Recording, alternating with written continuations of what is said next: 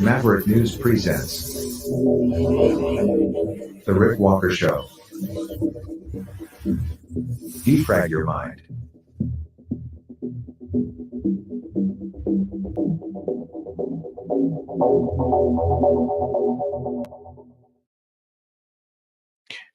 Good evening, Maverick family and everyone, including new viewers, wherever you may be joining from tonight. There's so much to talk about. Justin Trudeau had a secret UFO memo sent to him. We'll tell you about it. What a bizarre time to live. Bizarre headline number 2. Ukraine is putting together a zombie army. Bizarre headline number 3. Jill Biden gets COVID. Shall I go on? The trial for Freedom Convoy defendants Tamar Lich and Chris Barber began today in Canada's capital, Ottawa. We'll touch on that tonight as well. Whoopi Goldberg has COVID as well. And we'll talk a little bit about what's going on in Lahaina. An election has been called in one of Ontario's 10 provinces, Manitoba. And I think those are the main things we're going to talk about, but there will be other subjects that will come up. Oh, yes, and also the healthcare system. If you think socialized healthcare is the way to go, I'll tell you what happened to me today when I went to a walk-in clinic. It isn't pretty. Stay with me. All that and a whole lot more coming up right after this. The New World Order. Government overreach. The Great Reset. Mainstream media lies. Now more than ever, independent voices are needed. Donate now at freedomreporters.com. That's freedomreporters.com. Maverick News. The antivirus program for your mind.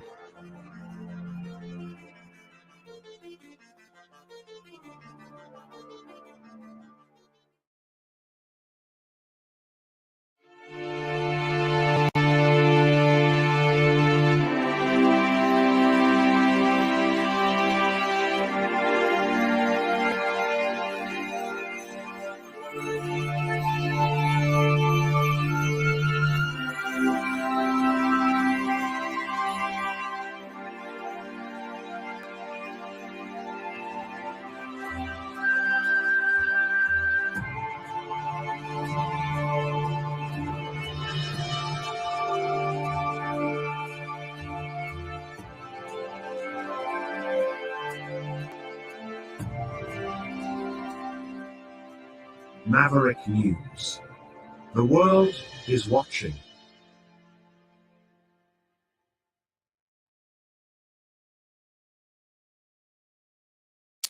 Okay, I'm back, and Jill Biden has tested positive for COVID.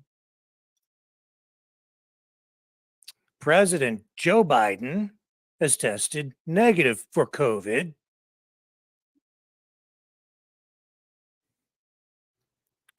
And this means that Joe Biden will go back to wearing a mask in certain situations.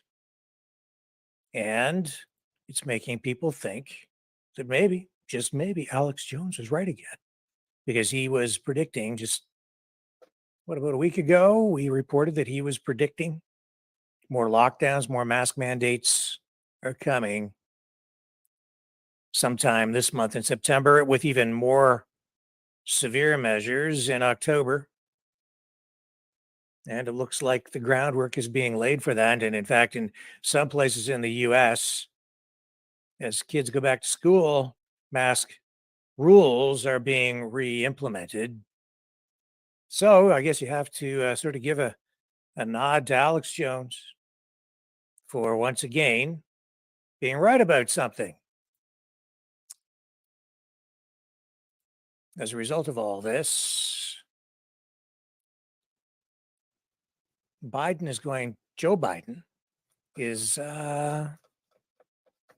be wearing a mask. So here's what they had to say. This is what the press secretary had to say today in the news briefing. Here's Karine Jean-Pierre talking about what Biden's safety protocols will be, given that he may have been in contact, I guess, possibly with his wife at some point, but right now he has tested negative. Anyway. Not to talk about news, everybody, but It is news. okay, the COVID protocols for the president. Is he going to test every day before he gets on the plane? Does he have to mask when he's in India? I think there are not. I think the protocols for the G20 are that they're really on. So I wondered sort of what's going to happen going forward with the president while we're watching. So what I can tell you is that the president certainly is going to test on a regular cadence determined by his physician. Of course, all travelers, including the president, will test before traveling to India. So that is certainly something that the president will do.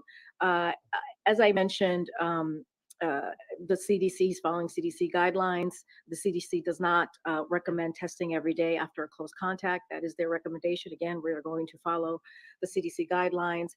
They recommend a combination of things, as I mentioned at the top, which is masking, testing, and monitoring for symptoms. He has no symptoms. So we're going to continue to follow those guidelines. He's going to have those close consultation with his physician, and that's all I can share at this time. Can you be more specific on what a regular cadence? Regular cadence is up to really in consultation with his physician. I can tell you right now, as I said, all travelers are certainly going to test right before they head out to India, and that's including the president. So that is something that's happening in we're leaving on Thursday. So there you go. Just a couple more logistical COVID questions. Are these PCR tests that the president's getting? That is something that the physician decides on. I just don't have that information. And just reiterate again to us, what is the current COVID protocol for anyone meeting with the president? Yeah. Like senior staff, those who meet with him every day, brief him. Are you all still tested? So anytime we're around any of the principals, we do test. That has been the way we have moved forward for the past almost 2 years here. So that has not changed. No White House protocol is going to be changing, as I said at the top. But when we do have close engagement with the president, the senior staff, as you all know, or anyone, we do test. A broader COVID question. We recently did an interview with Dr. Deborah Birx, and she said that American leaders are living in a fantasy world amid this latest COVID surge. She said that next month's vaccine booster is coming way too late. What's your response to that assessment, which she shares with some other experts as well? I mean, are you confident that you are as prepared as you can be and that this booster is going to work? Well, look, we know that we have made historic progress in this nation in this ability to manage COVID, right? In a way that's no longer meaningful in disrupting our daily lives, right? And that is because of the work that this president has done, of the work that this administration has done. And we actually believe we are in a better place than we have ever been to deal with COVID. And that's because we have tools in our tool belt, right? We have we're going to have those mid-September vaccines, which is going to be incredibly important. We have these home at-home tests, which is absolutely important. We have these treatments that we know are effective, so that we can reduce severe illness, we can reduce hospitalization, and we can reduce death. So look, we listen to the experts, the scientists. That's what we do here, and we're going to be continuously working with them, certainly in coordination. CDC and FDA announced these midterm. Why I keep saying that? These mid-September, yowzer! These mid-September. It passed. It passed. So I'm safe. Anyway, so these mid-September vaccines, which are going to be incredibly, we believe, important. If it's also done, let's not forget, the flu vaccine and also the RSV vaccine. All of those things are important, and this is something that the president had made sure that that is available. We feel, again, we are in a very good position to deal with COVID-19 in the fall, and we're going to continue to listen to the experts as we move forward. And just one more, Jake noted, obviously you have some experience on attending summits virtually if need be, but when you look ahead to what the next week looks like and could look like, are you actually thinking logistically through this? Should the president, were you to test positive? So look, there, or I'm just not going to get ahead of that. What I can say right now is that we do not have any changes to any updates or changes to his travel. The president tested negative yesterday. He tested negative this morning, and he has no symptoms. He's feeling good. You're all going to see him in about an hour and see for yourselves. Of course, he's going to be very cautious, and he's going to wear a mask as the CDC guidelines suggest or request. And so, that's how we're going to move forward. We just don't have any updates and changes. I'm just going to repeat what my colleague Jake said, is that of course we know how to move forward in these situations, but again, we feel we don't have any updates in any schedule, and the president's feeling fine, and we're going to move forward. Okay. Oh my, hang on. Symptoms, or if there's any concern around that.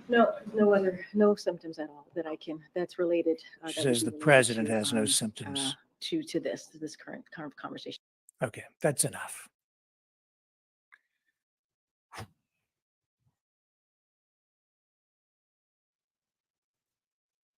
I don't know. I don't know where it's going. This is bad.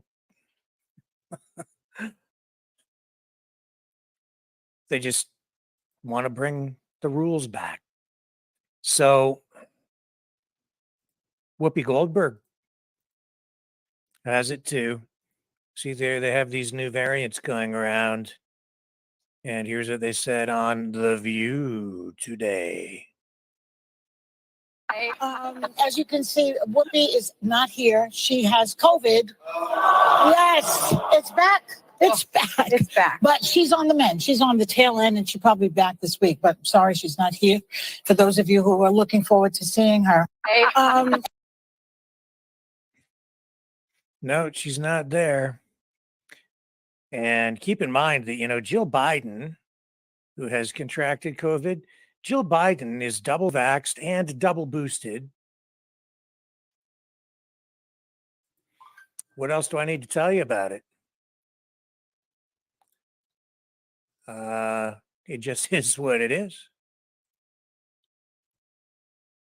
It is what it is. And it makes me think back to this. Do you remember this? Joe Biden saying this about the you know what? I'll let him talk about it. You'll probably remember, but it's worth repeating right now. The various shots that people are getting now cover that. You're okay. You're not going to get COVID if you have these vaccinations. Yeah. Right.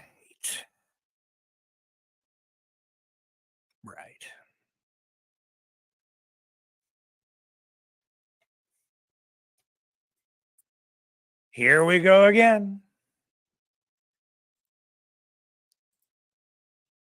September the 5th, 2023. Here we go again. Remember this day. Oh my goodness. How did we get here?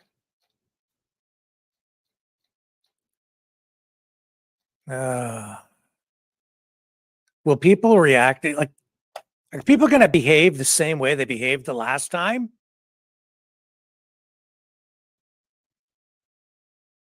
Bet you they do. Haven't learned anything. I bet you people respond exactly the same. Terrible. All right, let's take a little break. More on the other side. Don't go away.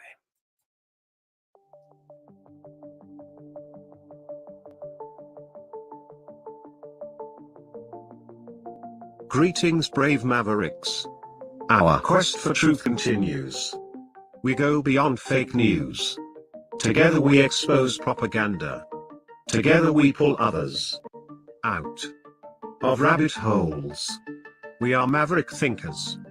We are all unique individuals, defenders of individual rights and freedoms, credible, trusted, grounded in reality. Maverick News, Maverick News. Defending free speech, free speech. Donate at freedomreporters.com. Do it now. Tomorrow may be too late. Maverick News. The world is watching.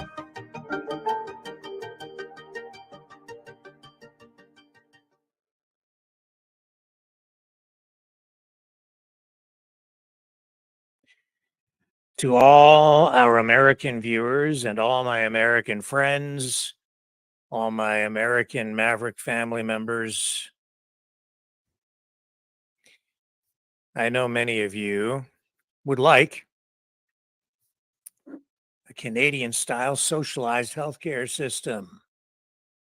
Well, today I was navigating my way through the very basic layer of the healthcare system, and I thought I would share my experience with you because it is news, not me about me personally, but it revealed more cracks and erosion, deterioration in the Canadian healthcare system, and especially here in the province of Ontario, where I live.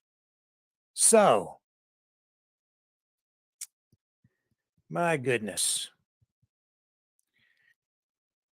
I needed to go see a doctor just for a basic thing. I just needed to get a prescription refilled. Now, we're supposed to have government paid for healthcare. It's single source, so you don't have a choice. You must go to a government approved healthcare facility, a doctor who is working within the government system. Well, I don't have a family doctor. I haven't had one in many years, not since I was in my 20s. So 30 some years with no family physician. That's a problem because it's hard to keep your records straight, especially if you ever need any sort of major medical assistance, an operation, say.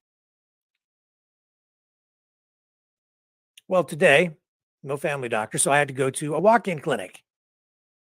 Well, the healthcare system here has been under such stress that a while back they decided to implement telehealth medicine systems. And what that means is you go to a walk-in clinic, and if you're in a smaller city like I'm in right here, not that this is like a small city, it's like a total over 100,000 people. And we're not far from major centers like Windsor, Detroit, London, Ontario, much bigger cities, about 3 hours from Toronto. It's not like we're in, up near the North Pole. Okay. So these telehealth systems, you walk in and you sit down and you speak to a doctor over a video screen online in a Zoom meeting. And that doctor is in a bigger city like Toronto. In fact, always Toronto. So this was supposed to cut costs, make doctors more available in smaller communities across the province of Ontario. And generally speaking, I would say it's probably a good idea, and it has been working fairly well, and it cuts costs while making service more readily available to a wider number of people. Solves a lot of problems for basic care, and it also is taking stress off emergency room visits. Because if you don't have a family doctor and you don't have a walk-in clinic, then people just have to have no other choice. They end up at the hospital in the emergency room. And there are huge waits there, have been for a long time. Well, today I went to go to a walk-in clinic. I went to one that is right near my home. I don't usually go there, but I went in. It's located in a grocery store. And I was greeted by this. I haven't been paying much attention, but here's the walk-in clinic. You see all those notes on the door? What do they say? Says permanently closed. So I read the other note, which explains that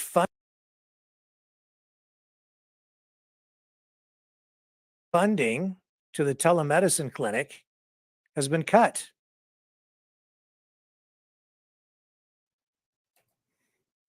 So you have this cost-saving measure in place, which is designed to be more efficient, still get healthcare to people, and they've cut to get more healthcare to people at a lower cost, and they cut the funding. So we had 4 of these in this city. There's 1 left. 1. Only 1. Not only is there only one telemedicine clinic, there's now only 1 walk-in clinic to serve the entire city. 1.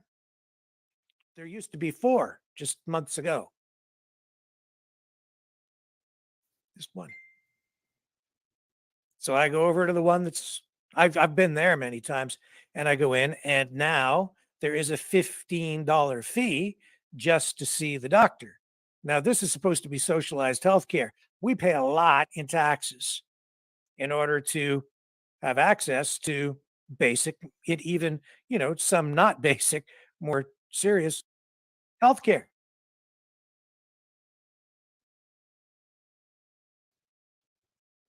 Well, $15 now just to see the doctor. Then I'm sitting there. There's 1 nurse practitioner, not like a full-blown nurse. One person. And you have to sign in.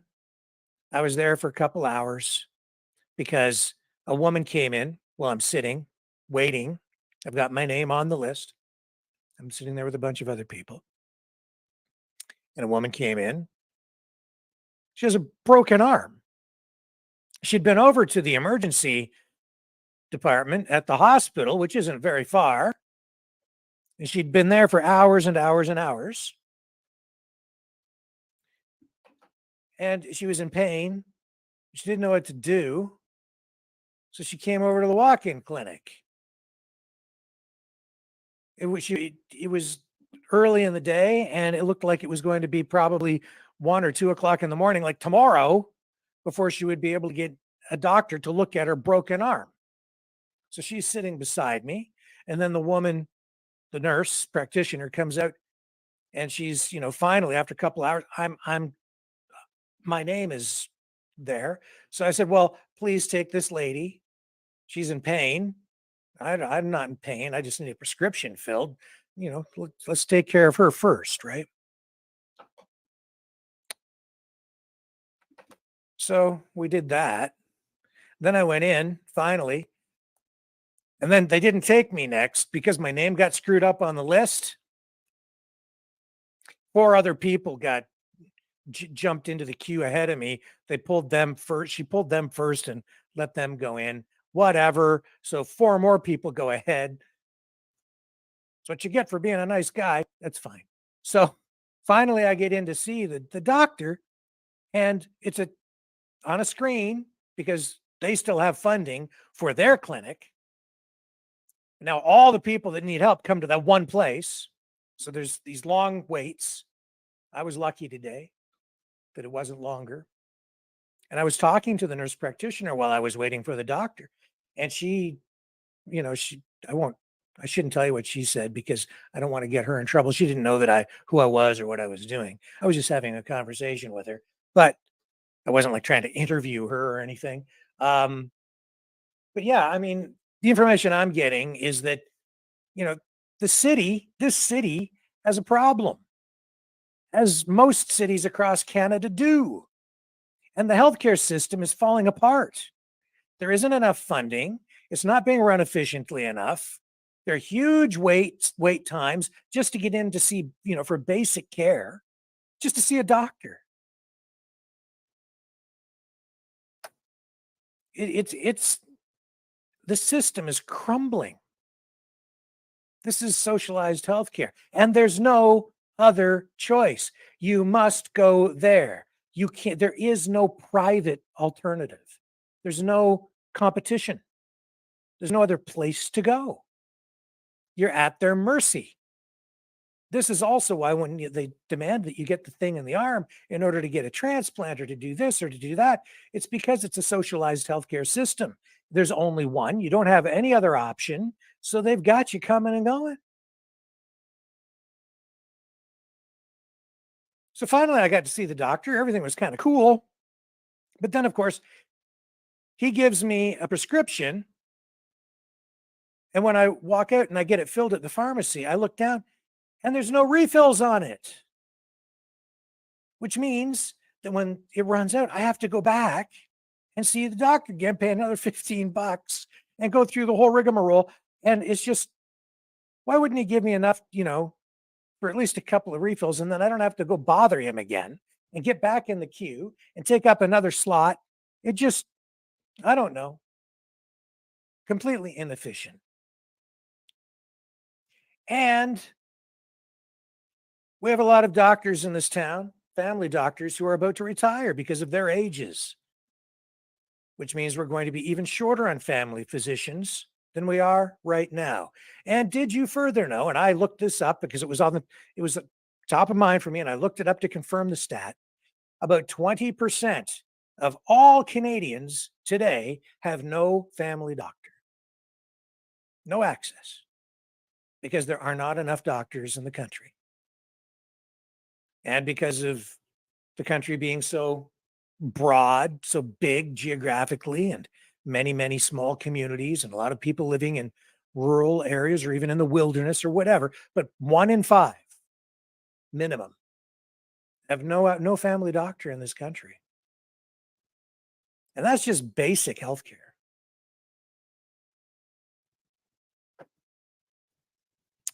So the healthcare you get is good if you can get access. And you can get operations after usually long waits. When you heard my mom call in the other night, she was getting a medical procedure done. She had to wait a long, long, long time in order to get done what she got done, and she got it done today. And so I'm very grateful for that. But long time a coming, way overdue. And a lot of people die from different things, especially heart conditions and various other ailments. Some people even die on waiting lists. And it's getting worse. It's absolutely getting worse. In fact, there was a story just this week about a Toronto woman who waited 48 hours in an urban emergency unit. And she went to the media this week and complained and said, you don't really understand how desperate and critical the situation is until you're in the system.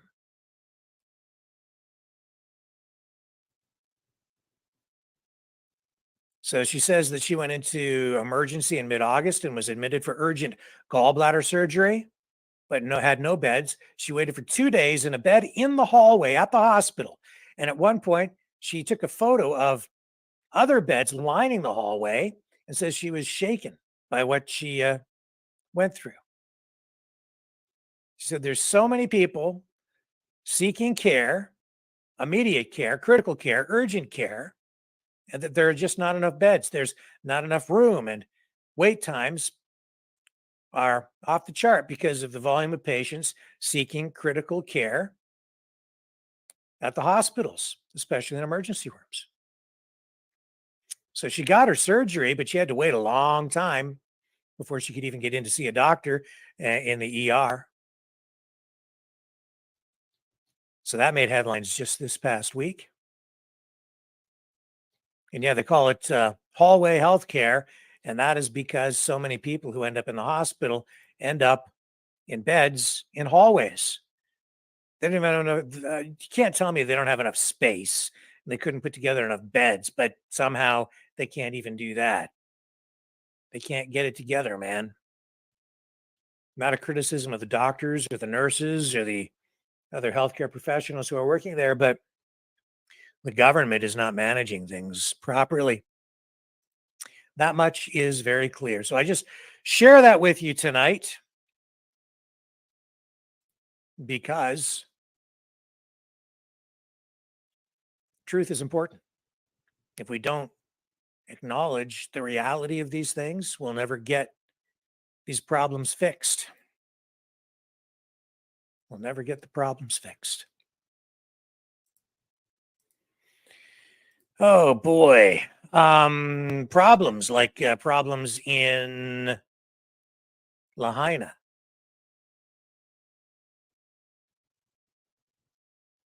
Where the people there still need help. And it appears that maybe these folks who said don't go to Maui because of the disaster there, the tragic fire that took place, maybe those recommendations are misplaced.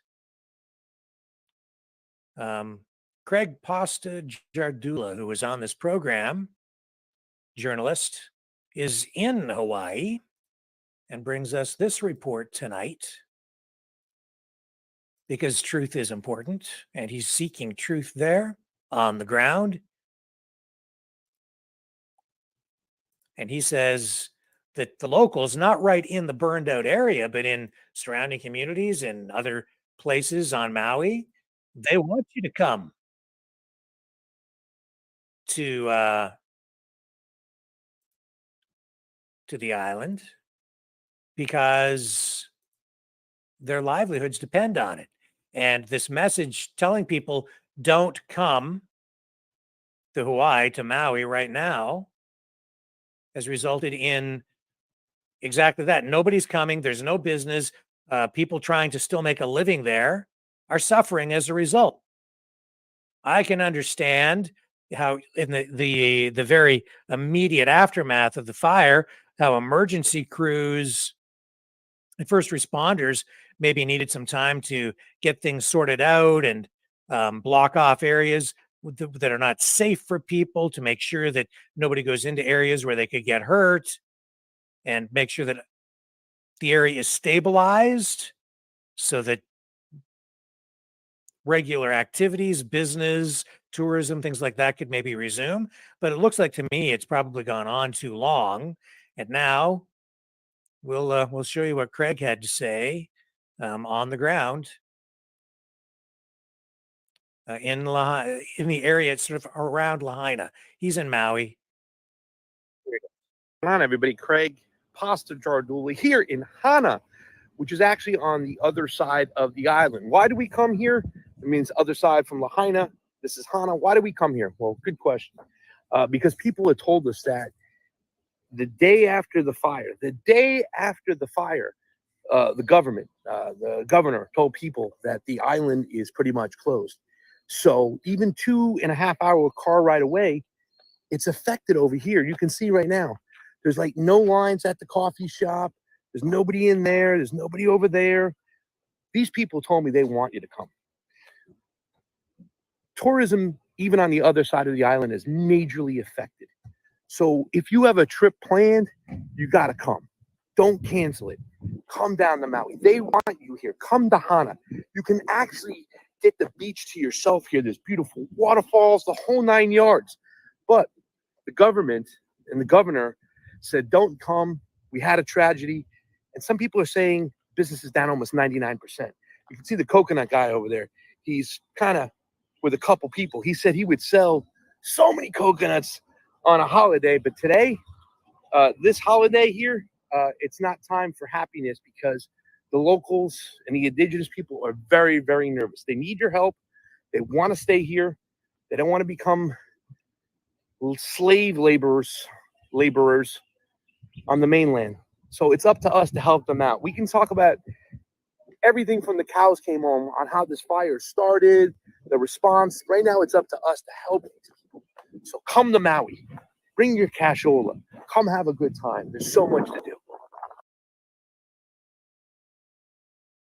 Okay. So I appreciate that report. You know, it was like for me when all of this happened and I heard that message from the governor and other officials saying, don't come here right now. And even, you know, there were a lot of the local residents echoed that. Well, okay, but for how long? And what impact will that have on the lives of other people? Because you have to remember that the fire was really contained right within that, was focused rather, sort of in that community of Lahaina. So, but other areas around the island, all those people, they didn't get burned out. They still have to live. They have businesses to run, families to feed. They need activity there. And that island is dependent on tourism. So it seemed a little odd to me at the time that they would just tell people, don't come here and not provide some sort of time frame. And it seems they're still delivering that message even now. But it seems things are changing, and I appreciate what Craig Pasta Jardula had to tell us tonight, because I think that's important. What do the people there really need, and how can they be helped? Well, now you know. If you have a plane ticket, you're planning a vacation, go. Don't wait. Don't hold back. Here is now reaction from Jake Sullivan from today's news conference at the White House, talking or reacting, I guess, to news that North Korean leader Kim Jong-un will be meeting with Vladimir Putin.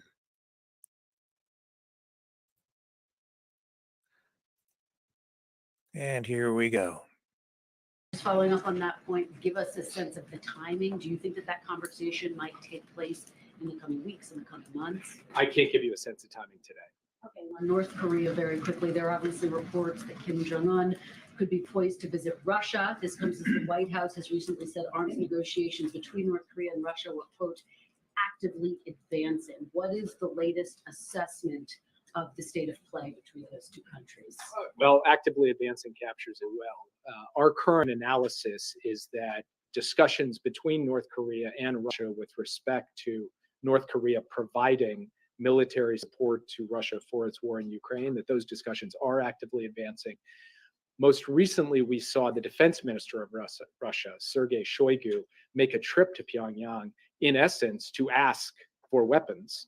And we also have information, as we have indicated publicly, that North Korea's leader, Kim Jong-un, has some expectation that those discussions will continue as we go forward, including leader-level discussions, perhaps even in-person leader-level discussions. Now, I can't get into all the details of what we know, but at the broad parameters, that is what we are seeing. Ongoing discussions and discussions where we have information that the leadership of North Korea sees this as potentially leading to leader-level engagement. And I would just add that we have been discussing publicly the possibility of North Korea supplying weapons to Russia for quite some time. And the reason why that there is such an intense effort on the part of Moscow to generate this kind of support from North Korea is that we have continued to squeeze Russia's defense industrial base, and they are now going about looking to whatever source they can find for things like artillery ammunition. That's what we see going on now, and we will continue to call it out, and we will continue to call on North Korea to abide by its public commitments not to supply weapons to Russia that will end up killing Ukrainians. Any indication they're listening to those very public warnings that you've issued? Over time, we have not seen them actively supply large amounts of munitions or other military capacity to Russia for the war in Ukraine. I cannot predict to you what will happen at the end of this. I can only say that the discussions have been actively advancing, and the Russians have imbued them with an increased intensity, as reflected in the fact that their defense minister, their number one guy in their defense establishment, actually got on a plane and flew to Pyongyang to try to push this forward. Yeah. Jake, just wanted to talk to you about T20 for a second. But Okay.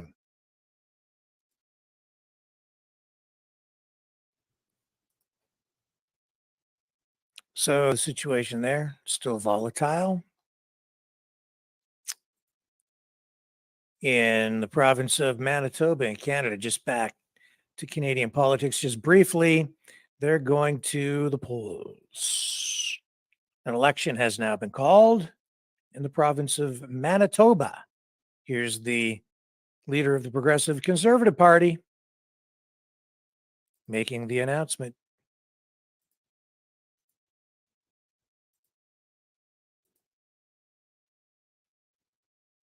With all of Here you she is. They're today. focused on I just came, the as some of economy. you will know, from the Lieutenant Governor's house, and I'm happy to say that the writ has officially been dropped, and that means the 2023 Manitoba election campaign has officially begun.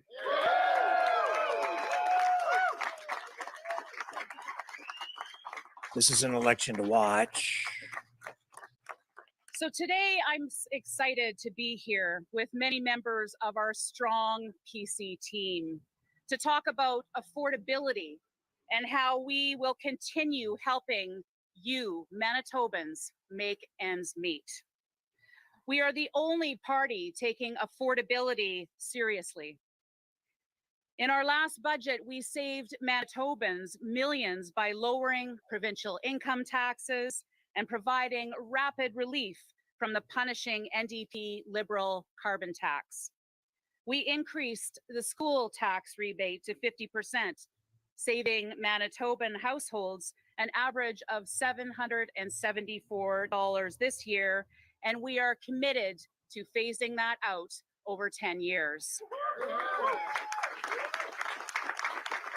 So we're focused on masks In and fact, we're already saving those kinds of Manitobans issues. more than $5,500 The economy. in The economy, taxes the economy. since the previous NDP government. Each and every affordability measure we took, the NDP voted against. In contrast to our opponents, we're not interested in temporary half measures to try to buy votes from Manitobans.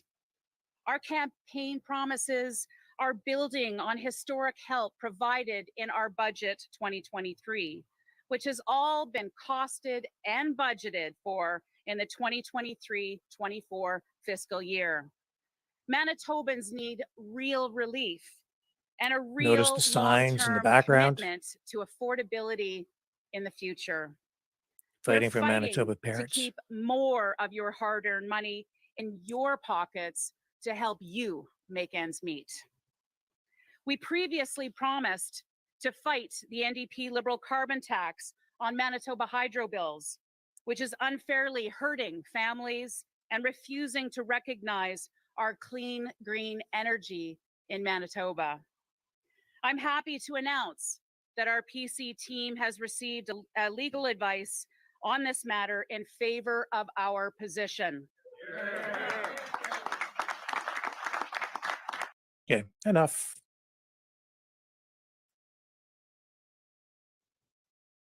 So that was Heather Stephenson, leader of the Progressive Conservative Party of Manitoba, Premier, seeking re-election. Focused on the economy, but notice those signs in the background. Fighting for Manitoba parents, parental rights, but economic issues and making life more affordable for families That's their focus. However, this is an election to really keep a close eye on, especially as we head further into September and we see turmoil develop. I mean, we're just talking about masks, the reemergence or the emergence of these new COVID variants.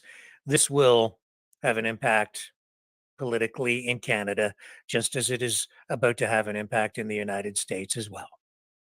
And what happens in Manitoba as this plays out, well, it'll give us a sense of where things are likely to go nationally and even internationally. Because as we get into this month, we all know that we have this million-person march coming up on the 20th. There is a big convoy, supposed to be a big convoy. I don't know how big it is. Could be huge, could be small. I don't know. Maybe it'll be one truck, maybe it'll be 1,000. Who the heck knows? But I do know tonight that there are flyers circulating online now saying that at least a part of this convoy will start to roll on the 19th of September. So they're now making that public. They have been keeping a lot of this information secret. They clearly do not want the authorities to know where they're going or when they'll be arriving exactly. But of course, you can't organize something huge or try to make something huge without getting the word out. So we do know tonight that the convoy, and they've already announced this, it's been out there for a while, and we've talked about it. They definitely have a destination set for the 20th in Toronto and Ottawa, and they're encouraging other people to go out, get involved in other marches on the 20th in other cities across the country. But the big events, I guess, are in Ottawa and Toronto. We'll have more to say about it, I'm sure, in the days ahead. But for tonight, I think that's about all we really need to say about it as we move along to talk now about Chris Barber and Tamara Lich showing up for their court date in Ottawa, the nation's capital. Of course, Tamara Lich and Chris Barber, both freedom fighters, prominent figures who were arrested, facing charges, and now their case finding its way into the court system. Here's Tamara Lich arriving today at the courthouse in Ottawa, courtesy of Daisy Media. Hey, buddy. There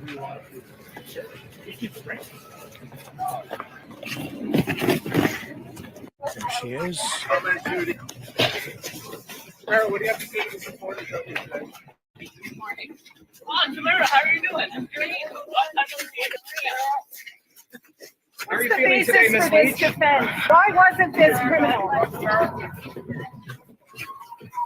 You're gonna win.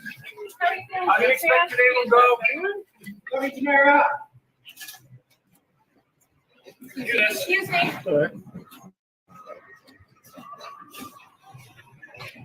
And that's the dream team right here. So that is that's a case that the country will be watching.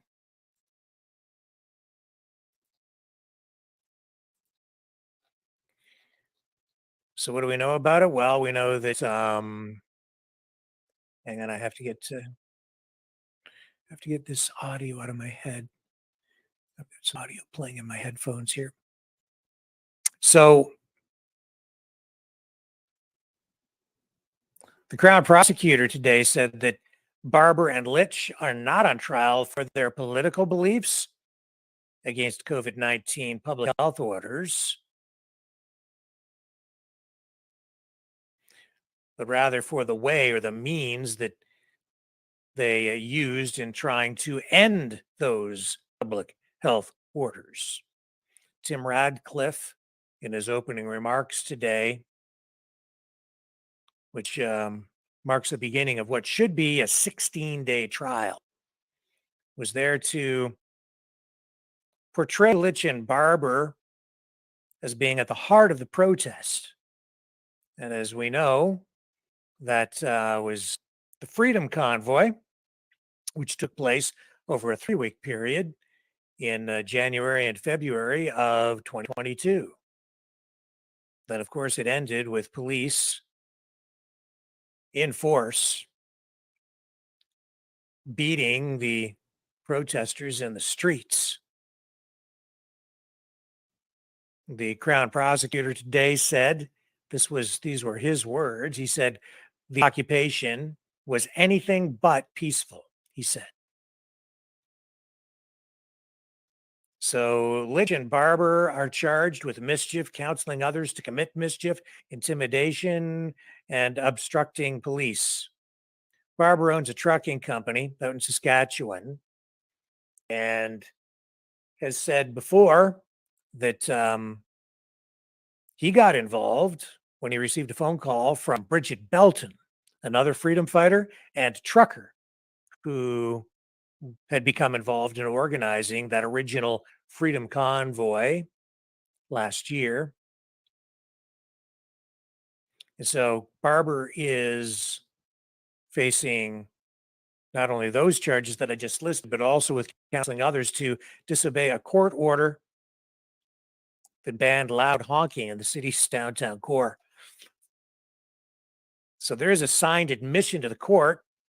Lich and Barber have acknowledged the actions of certain individuals interfered with the lawful use, enjoyment, and operation of property and businesses in downtown Ottawa during the protest. But the possible penalties that these two are facing are severe, and I'm not sure that those potential penalties are really, well, no question in my mind that they wouldn't fit the crime, if you want to call it a crime. They were there protesting. But it's my understanding that they could face as much as 10 years in jail.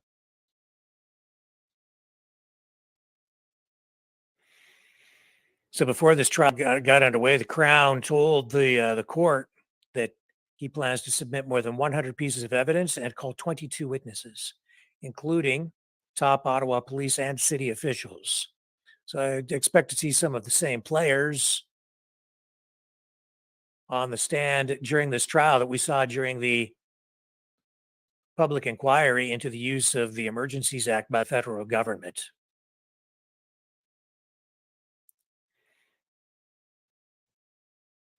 In fact, one of those witnesses will likely be Jim Watson, former mayor of Ottawa. He was at the courthouse today and said that he does expect to be called as a witness. So Radcliffe, the Crown, says he intends to use 50 videos, including some filmed by Lich and Barber themselves, to show that they were key organizers of the movement. And so they're obviously pointing their fingers directly at them. And they were using those words today: occupation, inflammatory.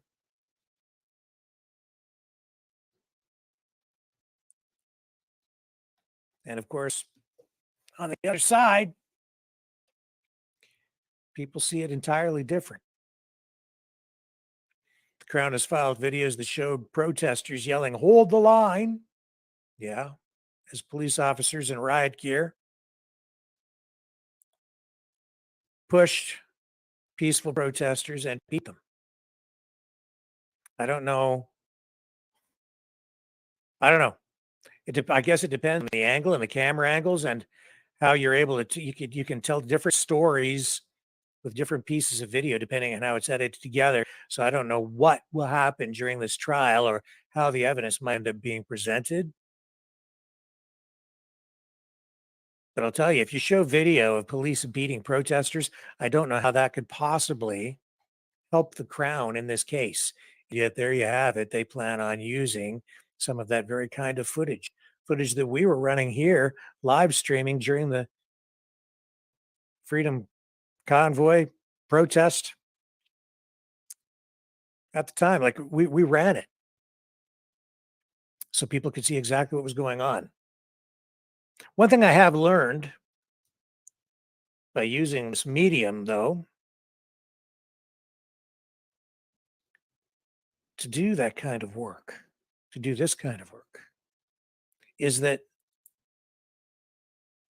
just running live stream video is not in itself truth. Because even when you're just live streaming, you're only getting a perspective. You say it's not edited, but it's always edited because it depends on which way the person with the camera decides to turn at any particular time. It may not be edited with any particular intent. It could be just random motions or a decision by someone to just turn the camera this way instead of that way, but you don't see everything. It's impossible to ever see everything and to know everything that's going on in order to have an absolute view of the truth. It's an interesting thing that I've experienced. You know, if you take video and you cut it together, you can make things appear to be entirely opposite to what they really are. You can basically use video to tell a lie. You can do the same thing with audio, or you could even just tell a tale with no video or audio clips, just say it or write it and just lie. So when we were doing the live streams, I was thinking, if we just pick up live streams and just show people as much as we can, just straight up live stream stuff, that will show people exactly what is going on. And while I still believe that is better, a lot better than edited video with editorial decisions being made by a reporter who then tells you a story using selected clips, it's much better to have long form live stream video. Even that isn't sufficient when it comes to uniting people with a unified view and reaching a unified conclusion on a particular story. Because even though all that live streaming was going on and we were not the only ones doing it, today, what are we left with? Two truths or two completely different perspectives where two groups of people see the exact same video, see the exact same event, and yet come to completely different, diametrically opposed points of view, conclusions. It's actually mind-boggling. How can two groups of people look at one event, even sometimes through the same lens, come up with a completely different conclusion and see it in an entirely different way? It's because there's still other perspectives, there's still other information that the two sides are being exposed to, which influences what they're seeing, how they're seeing it, how they're interpreting all of that. So it isn't enough. It's never enough. But it's still better to have more than less. That's also the challenge when you go to court. You're trying to get to the truth. You're trying to get to some sort of justice one way or another. That's why the court system can be so dicey. That's why I'm also not in favor of the death penalty at all. It's one of the main reasons. Because when you go to trial, you can present information and have a jury. One jury would see it one way, and another jury might see it completely different. And it's entirely possible that the conclusion reached is not just. And you could put someone to death mistakenly because people's perceptions have been skewed somehow with the perspective or information beyond just the information and evidence being presented, or maybe the evidence is not sufficient. But I'm just saying, it's very, very difficult these days to get people to agree on anything, let alone watch a gazillion hours of raw footage and have them even see the same thing. And of course, you have mainstream media presenting the story from their perspective. You have the live streamers presenting it from their perspective, the independent journalists, citizen journalists, government, police, the truckers themselves, the other protesters, all these different perspectives. And there are backstories that come with all of that too. And with all of that, we still have a country divided and people seeing the same thing and yet seeing it entirely differently. Opposites. One side sees white, the other side sees black.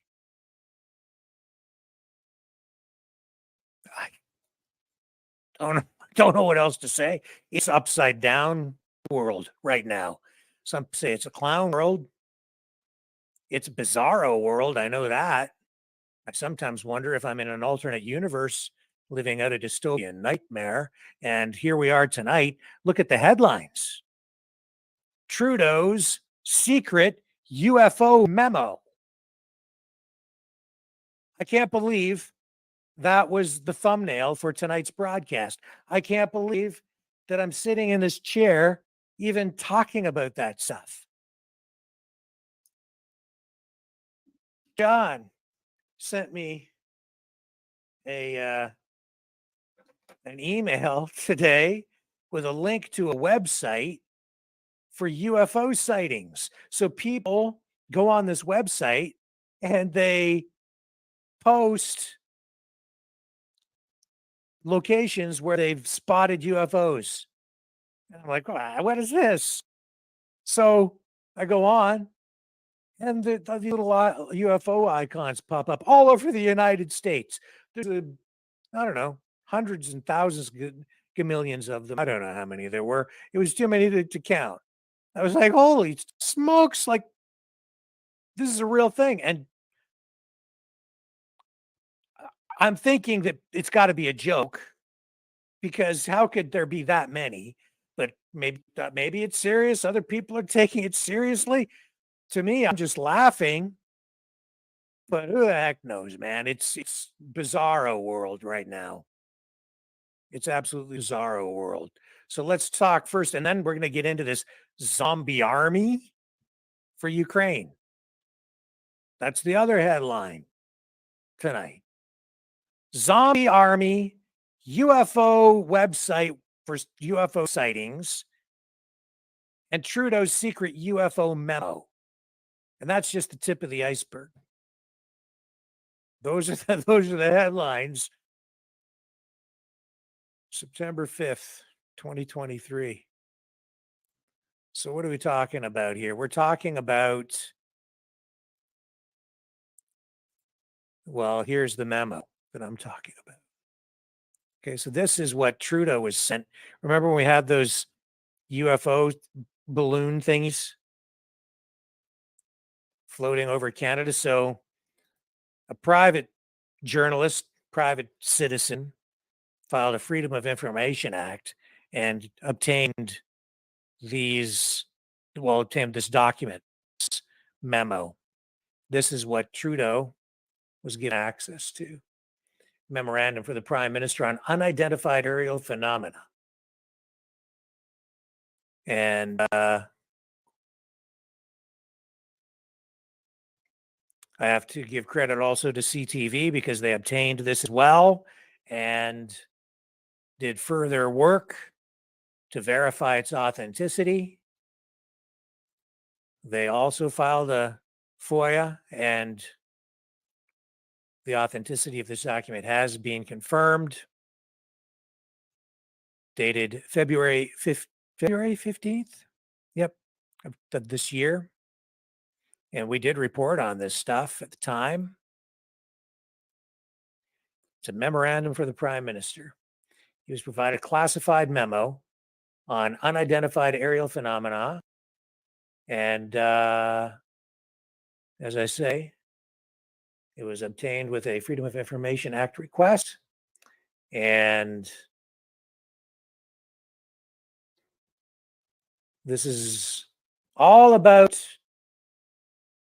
those objects that were floating over Canada and then the United States.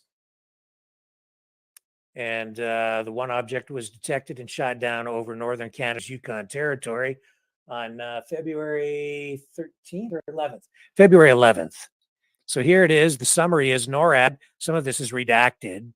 NORAD had been tracking UAP number 23 over Yukon entering Canadian airspace since the afternoon, February 11th, 2023. More redactions. NORAD, which is like the Northern Radar Defense System.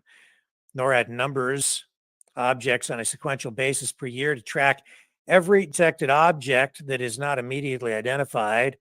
Upon cross-examination, most objects are found to be innocuous and do not meet the threshold for higher reporting or engagement. Object number 23's function, method of propulsion, or affiliation to any nation state remains unverified. It is unknown whether it poses an armed threat or has intelligence collection capabilities. The full exploitation of UAP number 20, which was engaged by the U.S. on February 10th, 2023, is not yet being completed. Another major redaction, probably where it says the aliens have come to eat your brain. Joking. A Canadian notice to aviators message was issued in the engagement area to allow for safe airspace at approximately 15:30 hours Ottawa time. A U.S. NORAD F-22 Raptor successfully engaged UAP number 23 in Canadian airspace under NORAD authorities. NORAD Canadian CF-18 Hornets had been scrambled, but the F-22s were better located based on time, space, and fading light. The CAF, which is the Canadian Armed Forces, is currently leading recovery operations with aircraft attempting to identify the impact point and a ground team ready to proceed to the location. However, the mountainous terrain, existing snow cover, and expected new snowfall make prospect of recovery unlikely. The area in which the impact occurred is a known caribou migration route, which opens the possibility of future accidental discovery by indigenous hunters should the object not be found during the current recovery operation. An additional UAP are additional UAP are detected, so they're expecting to see more, I guess. We will continue to keep you apprised. There's a little form that was filled out, I guess, transmittal note. Yeah, that's just because it was some sort of a fax, I guess. So, isn't that interesting?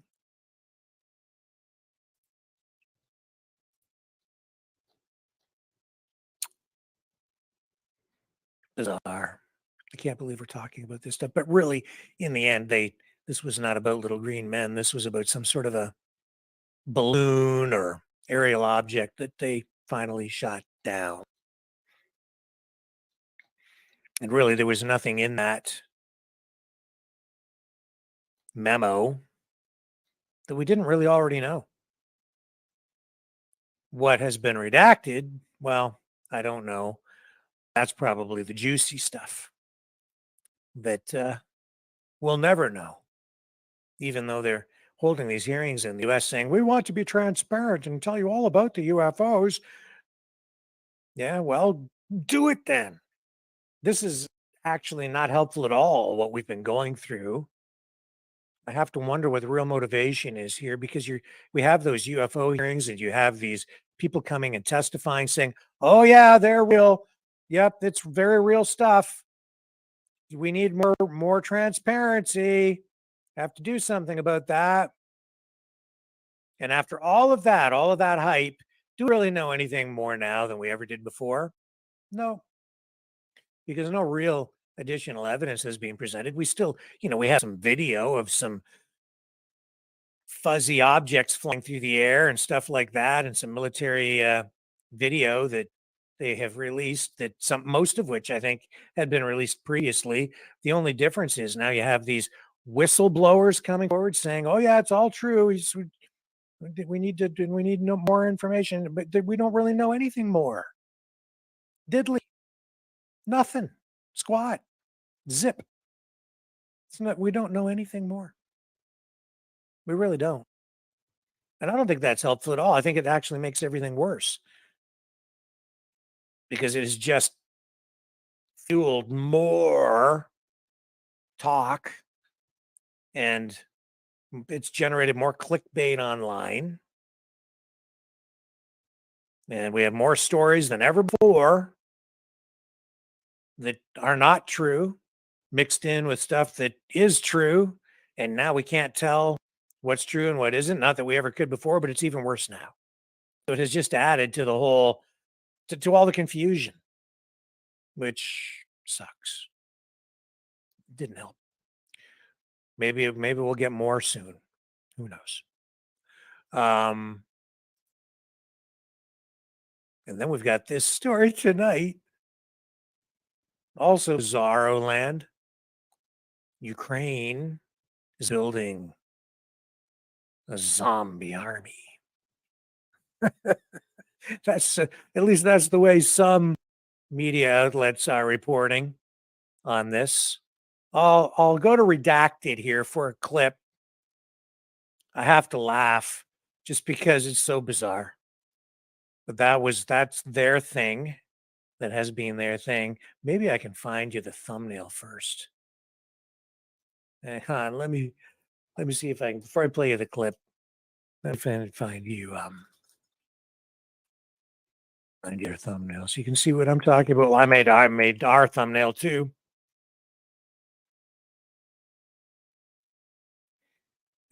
Find it here. Funny. I can't believe I'm sitting here talking about zombie armies and UFOs tonight. Here, not that one. Zombie armies. Here it is. Here it is. Here. Oh my goodness! Look at this. Oh man, I don't want the video. I just want the thumbnail. Okay.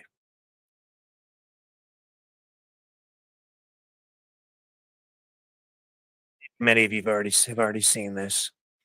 I'll show you more. Here we go.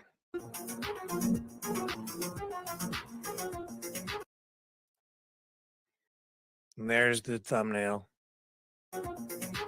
See that?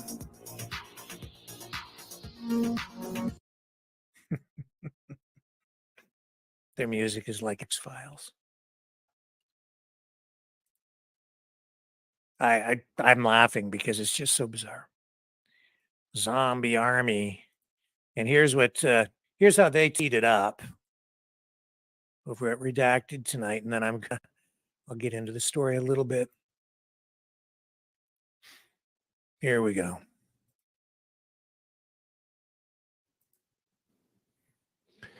Well, they're calling it Ukraine's zombie army. Ukrainian men riddled with HIV, mental disorders, tuberculosis, and more being listed as fit for duty, fit for military service, zombies that they can basically throw into the meat grinder as cannon fodder. And now Europe is getting involved in this. Remember all those military-age men, those refugees who fled Ukraine to Poland and other countries throughout Europe and the West? Well, now Ukraine is asking those countries, please send those men back.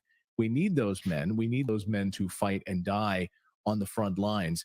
Poland leading that charge. Poland says it will round up Ukrainians of military age, extradite them in order to send them to war. Mike Krupa is a Polish journalist, historian, and host of Votum TV, and he joins us from Warsaw, Poland today. Mike, good to see you. Good to see you. Hi, Clinton. Good to be back.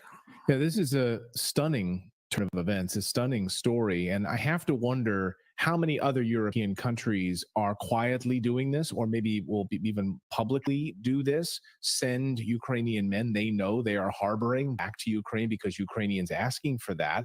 But I want to focus specifically on the Polish side because we have confirmation from the Polish government and from the newspaper Rzeczpospolita. Am I saying that correctly? The newspaper. Rzeczpospolita. Yeah, I was pretty never good going to for get an that. American living in Portugal. So that's good enough. Good enough. So they say about 80,000 Ukrainians are unaccounted for, have crossed into Poland, and they are ready to send these men back to Poland. This is back to Ukraine. This is stunning, Mike.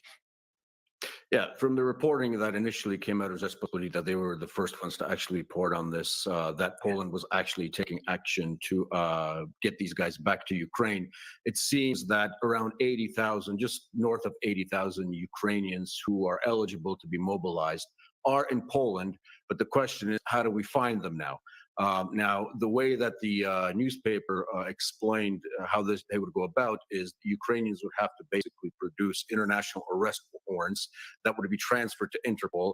Interpol would then be the primary source, for example, for a Polish police officer stopping, for example, a car in Poland and asking for Ukrainian ID. And if they were in the system, they would be sent to the prosecutor's office, and the Polish court, at the end of the day, would be the one to decide their fate. Okay, so what are we really talking about here? I mean, I know some media outlets are portraying this as like a zombie army, and I thought, okay, I'll bite. So we put that up on the thumbnail because the story for me is not just what the story is at the core here, which I'll explain in a moment. It's also about the way the media is kind of covering it, which is, how shall I put this? Entertaining. A zombie army. I guess there's some truth to that insofar as Clayton explained very clearly. I guess they're so desperate for soldiers at this point that they're even taking and approving for active duty men of fighting age who are infected with HIV or tuberculosis or other ailments that normally would disqualify them from being sent to the front to fight because they're sick. And I guess maybe even mentally ill people and people with all kinds of other conditions. So they're just going to subject anybody to this. It looks like if that reporting is accurate, that's getting to be pretty desperate. But what is the story really? It's about draft dodgers. That's what it is. These guys, these men of fighting age, sort of between the ages of 18 to now, I think I'll take them as old as 60 years of age. A lot of them left the country. We saw a mass exodus of Ukrainian citizens. We saw, I think it was Colonel McGregor indicated that as much as half the country has actually left Ukraine, half the population.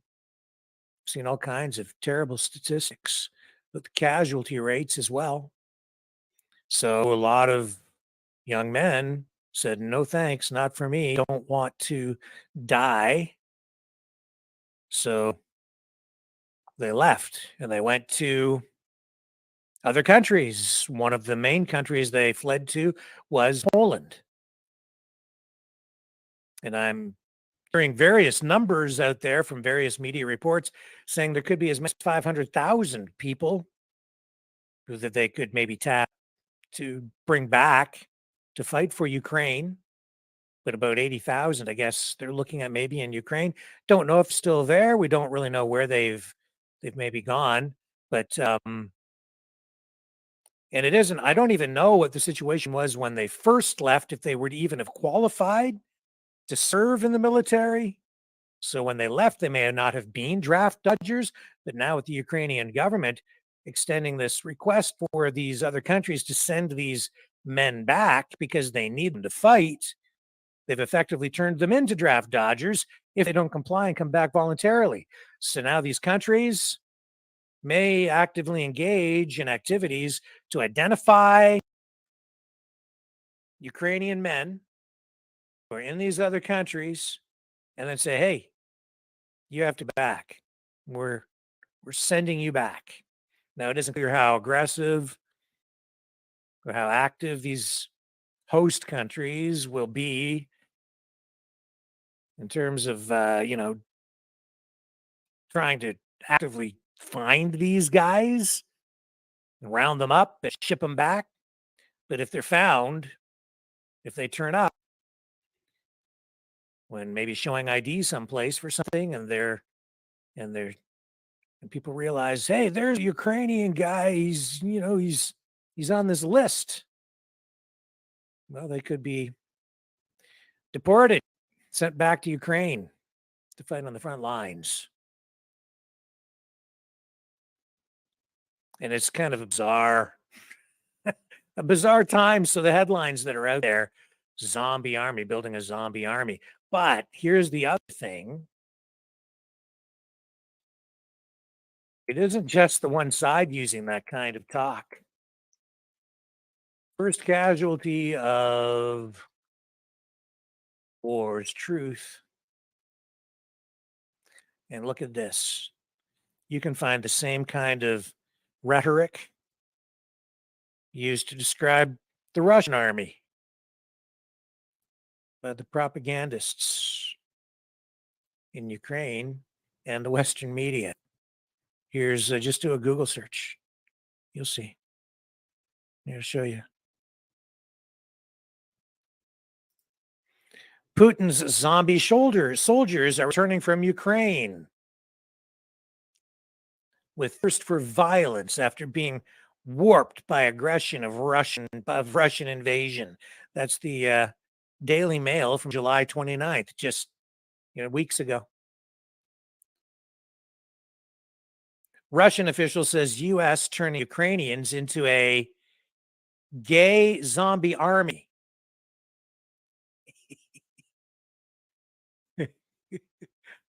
Ukrainian troops say Russian zombies repeatedly something. That's just a headline. It's Radio Free Europe. Drugs making Russian soldiers act like zombies. There is plenty of that would be nothing new. We've seen armies in the past, military operations from different countries, including the United States, use drugs to try to motivate and energize soldiers, put them on like speed, even mind-altering drugs to keep them awake for a long time, keep them alert during battle and make them more aggressive. So none of that is really new. That's been done in the past. Doesn't make it right, but that's what goes on, man. War is hell. CNN back in February, headline, Fighting Wagner is like a zombie movie. An army of zombies. This is from the Atlantic, September 23rd last year. An army of zombies is leading us to hell. That's about describing the Russian army. The U.S. Sun. Putin's out of control zombie troops return from Ukraine.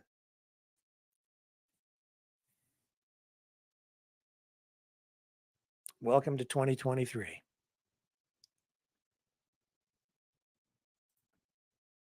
That's the news today.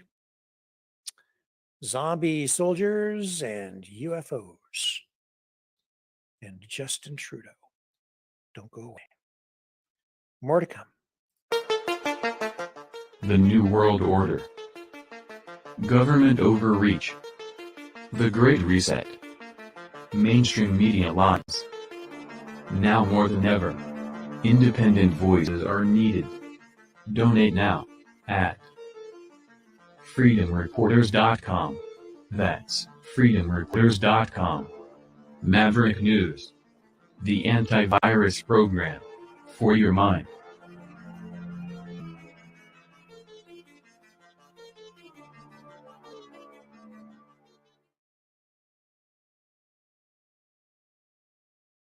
Okay, let me just see what else we have here. Oh, yes. John Julian is a musician, and he does some political stuff. You know what I should do is probably show you the political stuff and tell you that he has been, well, he was scheduled to appear at a jazz festival up in British Columbia, and they've canceled on him for political reasons. Let me run this for you. Let me show you John's work first. I think he's going to be on our program later this week. And then basically, you know, the politically correct crowd, they have canceled him. At least they're trying to. Okay. This is a video that he did. You'll get the picture. This is about Danielle Smith, Alberta's premier. It's called Trudeau's Paradise, a Coolio parody. Hello, Danielle. We need to talk. You want to tell me what this is all about? She's supposed to be As I Danielle walk Smith. through the crowds at the WEF, I take a look at my country and realize there's nothing left. Cause I've been umming and ahhing so long that even my Christian thinks that my mind is gone. But I ain't never dodged a question that didn't deserve it. Get the facts to you straight, you know that's unheard of. You better watch how you're talking. Okay, I'm just going to pause it there so we don't get hit with a copyright strike, because YouTube may not understand that that is a parody and just pick up on the background music. But there's John. So, yeah, he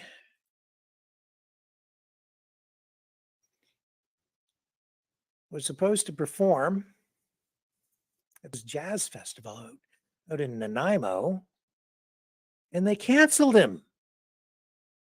So we have a statement from John tonight, and we'll play that. And then he is going to join us later in the week for a longer interview. But I did want to share this with you this evening. So here's John explaining what has happened to him out in British Columbia. Let me just switch this up. A little bit slow. Here we go.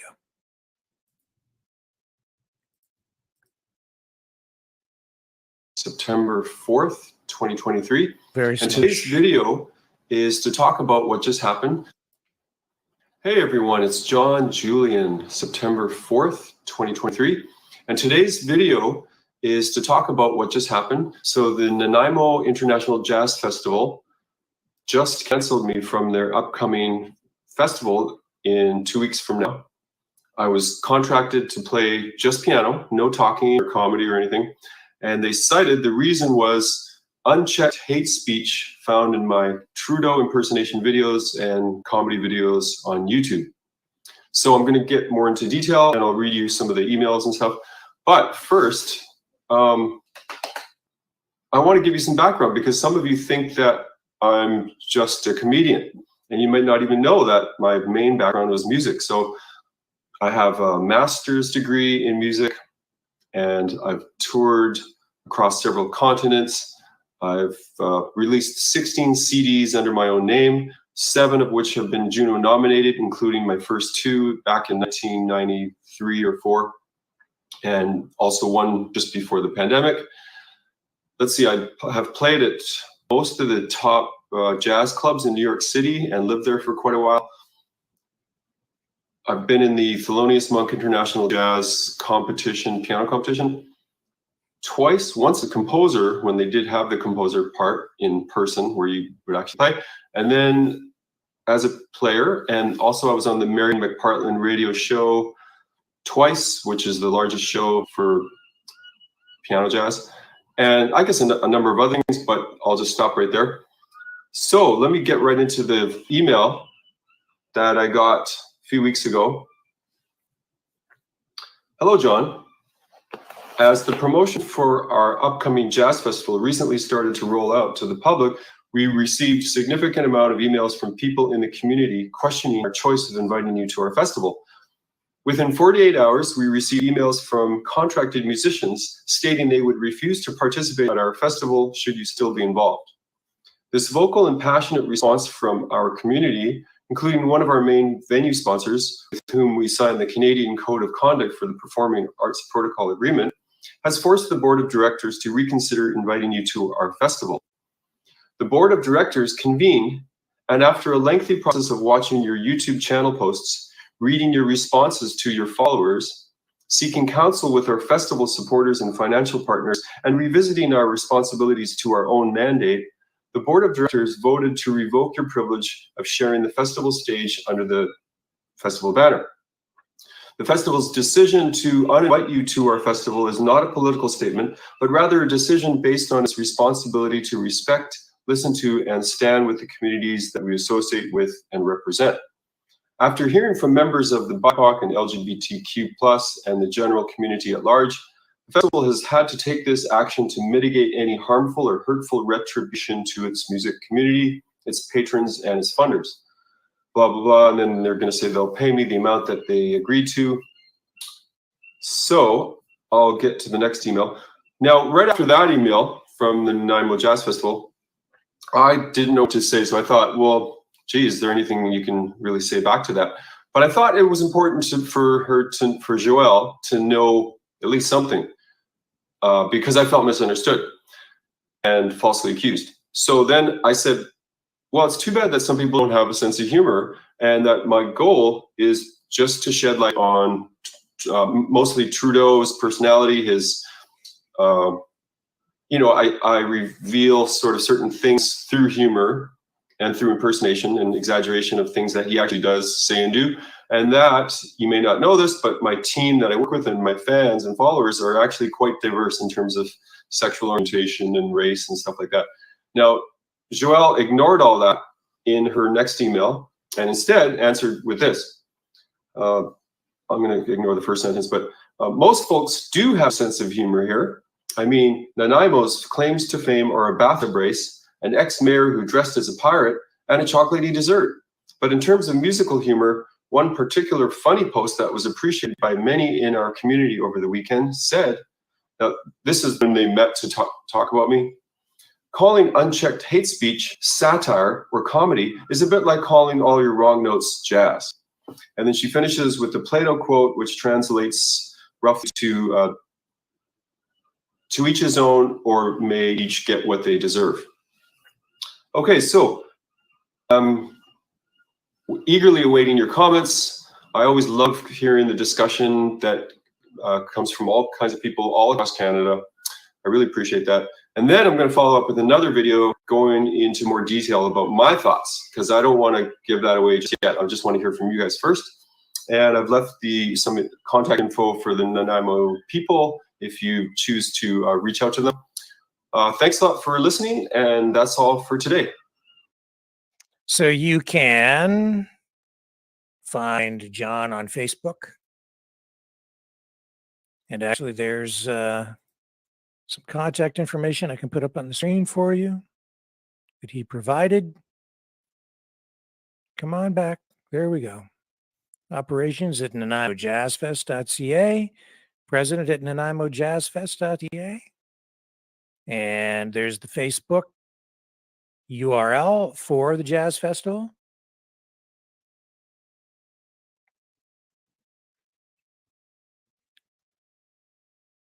So canceling John because they are citing racism and homophobia.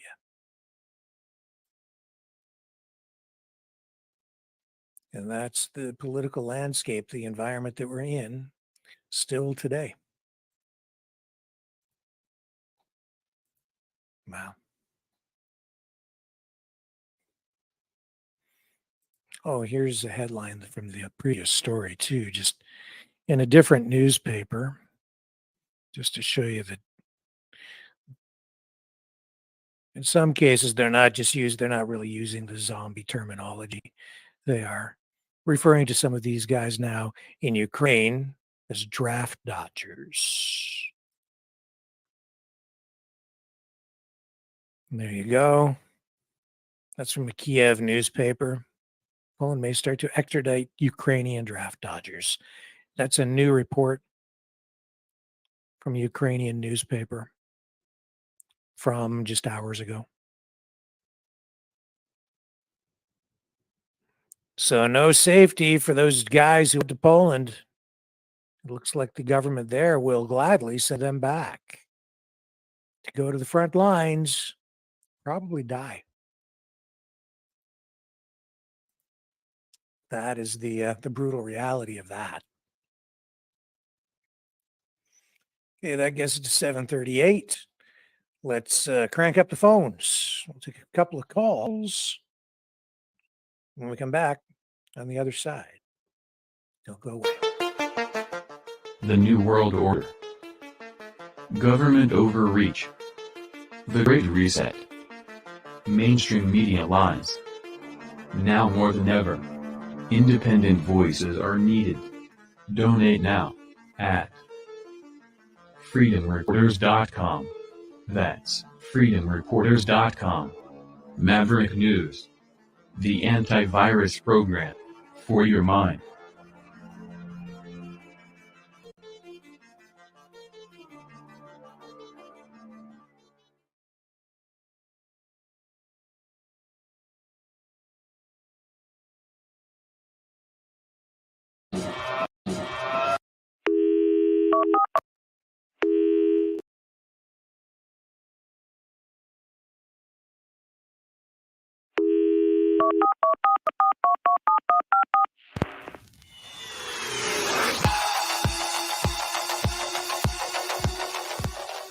Join the conversation.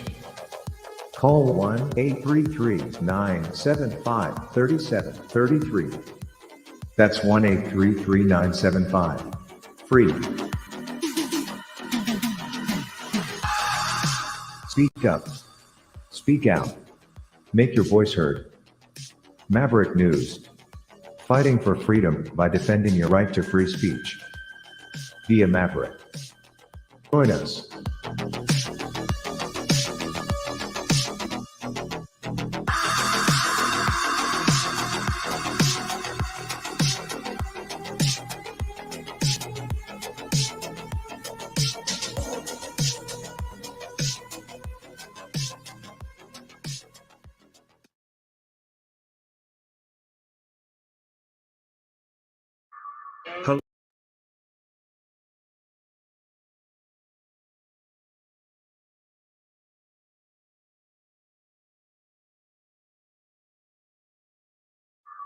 Hello, world. Are you awake?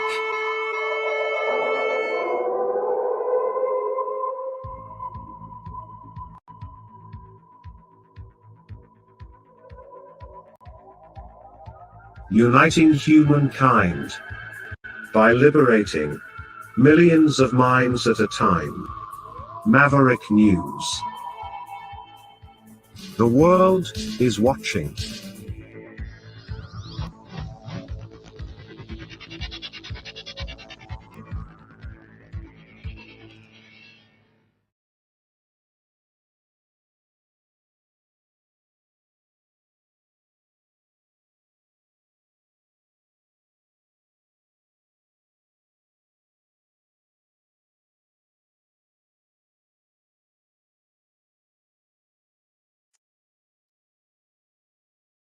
Sorry, folks, the phone line's just a little bit slow. I'm having some trouble with the system. I don't know if I'm going to be able to make it work tonight. Here we go. I'll rejig it. And again, I know I'm going to get somebody messaging me again, complaining because there's this delay getting the phone lines up. I'm by myself trying to be a producer. So if you want more prompt service, we'll need some money so we can hire somebody to sit here tonight and do this instead of having me run everything on my own. So it's just the way it is. So bear with me, doing my best. Not easy to do everything. Let me run this promo. I'll be right back.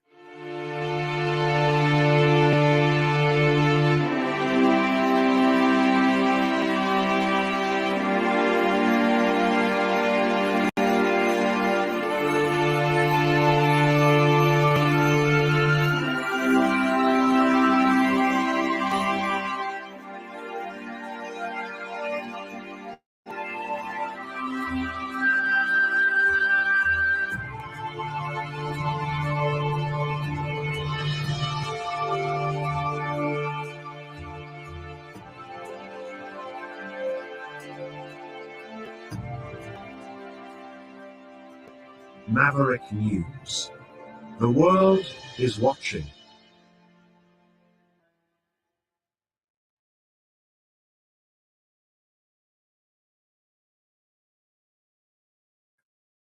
Okay, I am back. The phone lines are set up now, and we are going to go to our first caller of the night. And I do apologize again for the delay. It is just sometimes difficult to get everything configured on the fly when I'm trying to do all the stuff. Okay, hang on. Get rid of that. And I do need to now bring this over. I need to wait for this to disappear off the screen before I put it up there. And just to remind you that you can support the show by donating at freedomreporters.com. Or you can also donate at the Give, Send, Go, the Christian-based donation site, where we have an account set up at maverickdonations.com. Man, the computer is slow in flipping those things. Okay, so yeah, maverickdonations.com. You can also donate in the Rumble chat through the Rumble rants. And please consider liking, sharing, and subscribing on our backup YouTube channel and also over on Rumble, the free speech platform. Put this back up there. And I'll get this up on the screen. There we go. We are ready to go. Let's get John up here.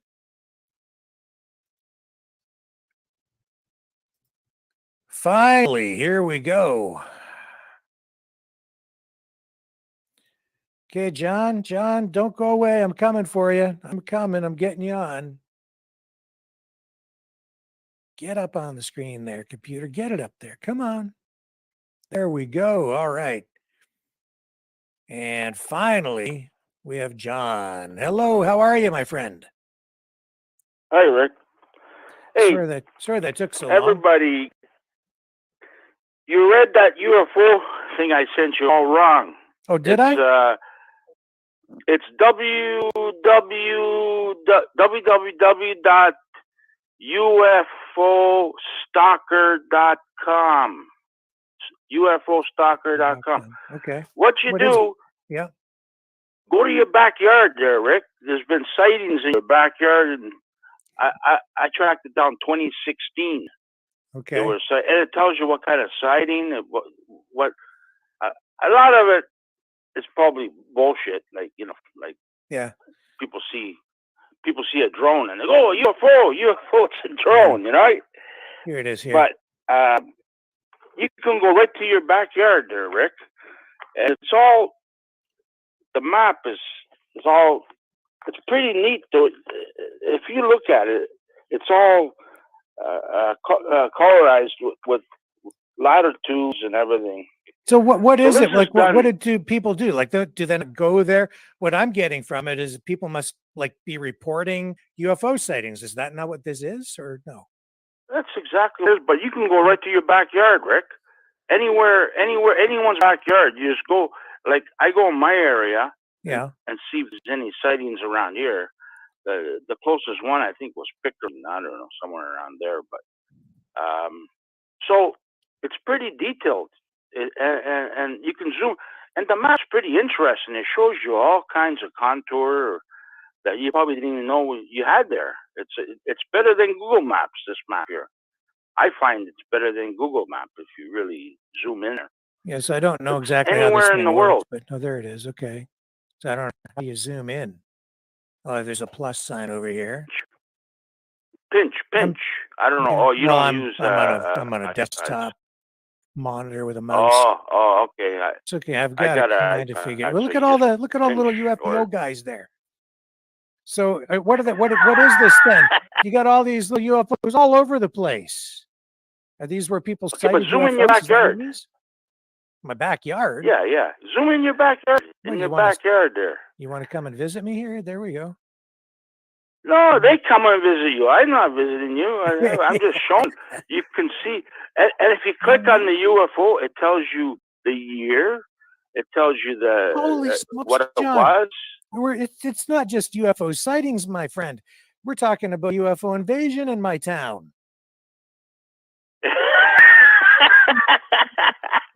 Well, I'm just saying, yeah.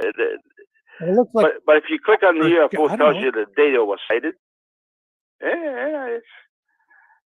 I And found there it is one really right over interesting. my- I've been playing around. I probably could have seen that UFO right from my You backyard. probably could have seen it. You're probably on the air. Oh my goodness! They were listening in. Shit. Holy smokes! I had no You idea didn't we think had so there were many that many aliens. there, Yeah. So if I but see a see the way UFO, the what do I map's do? done, Go too? here. Yes, it says reporting UFO, and you click on that. Just click on one. Yeah, click on one. Click on one of the UFOs. Right. There it is. So this was Yeah, you click on it. occurred 2015, December 6th. Yeah, there you go. At 1900 That's when that hours. was sighted. Yeah, there you go. And it gives Many you a orbs detail in of- northern sky. about it. Very interesting. That was probably. It is interesting, yeah, and but it's I don't know. Some of it could be fake. I went up north, usually, Yellowknife and stuff like that. I go up there and look around. People, this unbelievable how many sightings. But this is not just like today. These sightings are like 20 Yeah. years old. Some of them, Yes, that's why there's so many. It's not just. Yeah, that's why there's so many. So if Yeah, I it's click on this one interesting, over though. here, it says this is from August 7th of this year in Park City, Montana. 3 blinking orbs interacting, and there's no video. So you have in some of these. Yeah, sometimes you get video too. Yeah, here's one here with video. Let's see what that looks like. I don't know if When it's- you log on, it shows you Florida, and it was an abduction. They said. That's Abduction. right. What the hell, That's abduction? right. Yes. I don't know. An abduction. Yeah. That's Page not true. found. It's probably too old. Yeah. Oops. You know what? I think I just dumped out of the call. I did. Sorry, John. Hang on a second here. I'll get you back up. Stay with me. Oh, man. Too many things to click on. Sorry, guys. Just bear with me. I'll be right back. Let me just run this while I get reconnected one more time.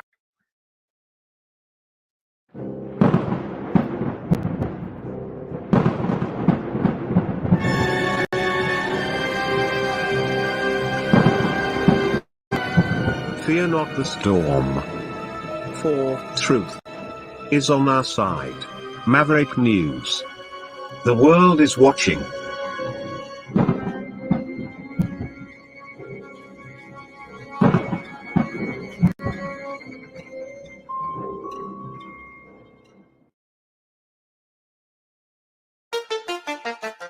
The New World Order. Government overreach. Still working on The it. Great Reset. Mainstream media lies. Bogged right down. Now more than ever, independent voices are needed. Donate now at freedomreporters.com. That's freedomreporters.com. Maverick News. The antivirus program for your mind.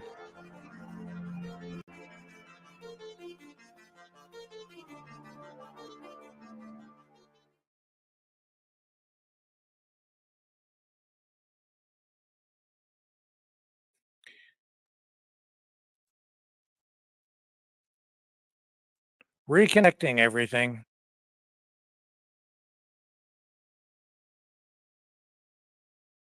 Click on one wrong thing and you lose everything.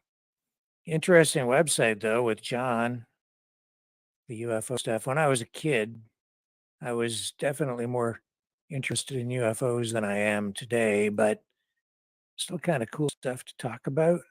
It's fun. It's fun. I don't know how serious to take some of this stuff, honestly, but it's fun. Come on, get up on there. Okay, finally. All right, let's bring John back. Hello? There you are. Sorry, John. I clicked on the wrong thing and disconnected you, my friend. I noticed this country's gone to shit. I tell you, yesterday I went to see Guns N' Roses.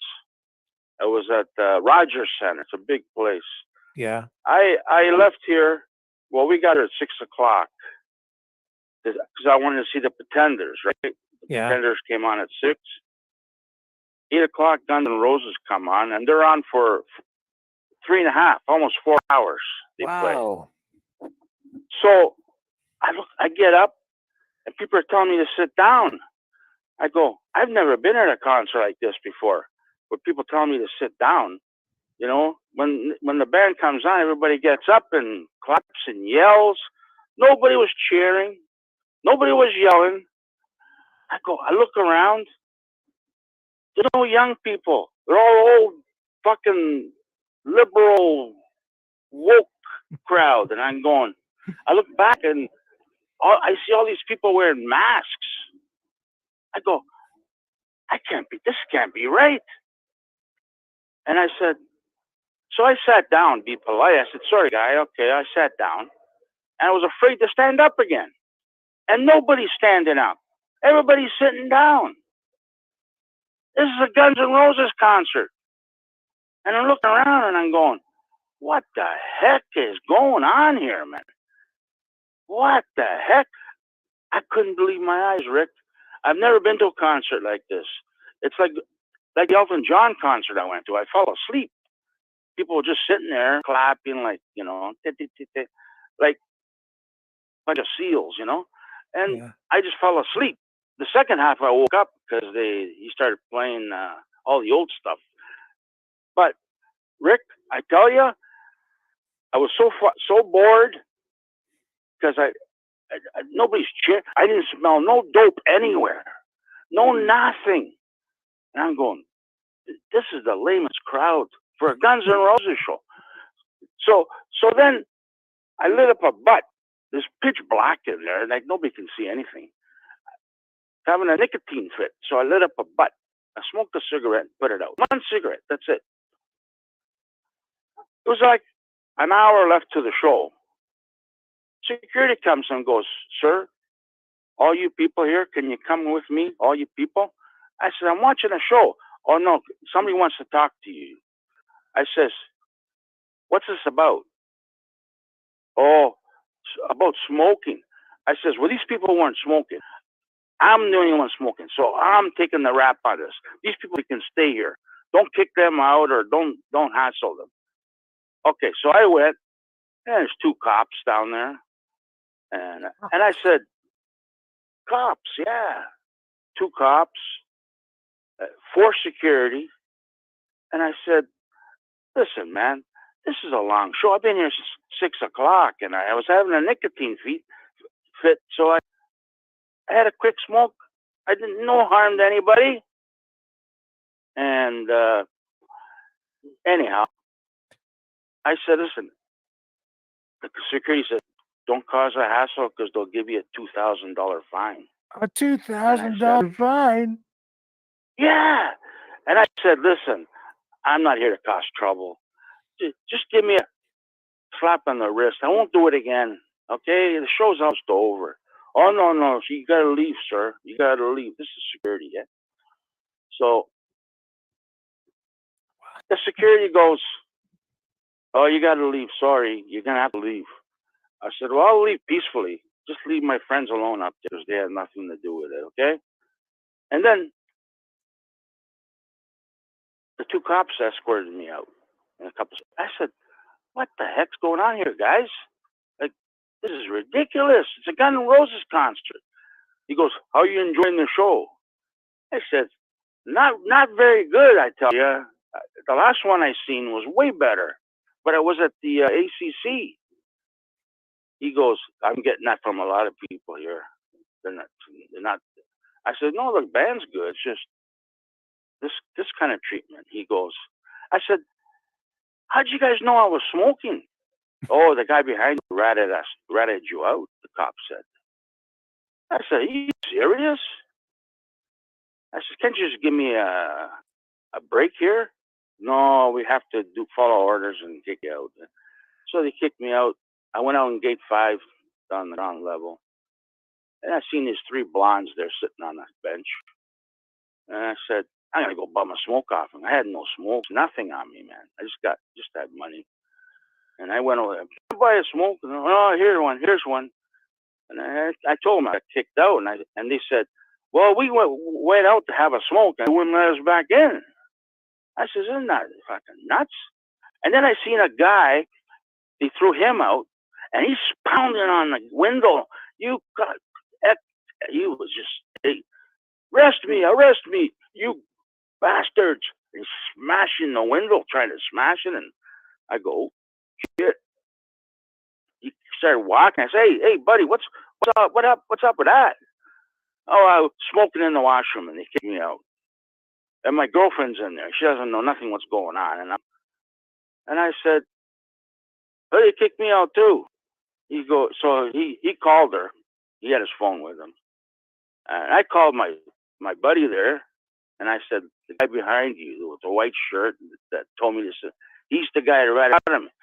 He was nowhere to be found. My buddy would have told him off, but he was nowhere to be found. So then I seen another guy come out, and he got kicked out for smoking again. And I go, so anyways, the girls go, oh, we're from Quebec. We're going back to our hotel. It's not far from here. So, anyways, I said, can I have another smoke? They give me a couple more. And I said, all right, thanks, man.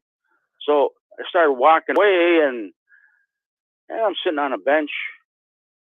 And these 2 big cowboys with cowboy hats, tall guys, walk by, and one looks at me, and he reaches in his pocket. He had a Mickey, and he goes, hey, you want a shot? I said, no, I'm fine, thanks.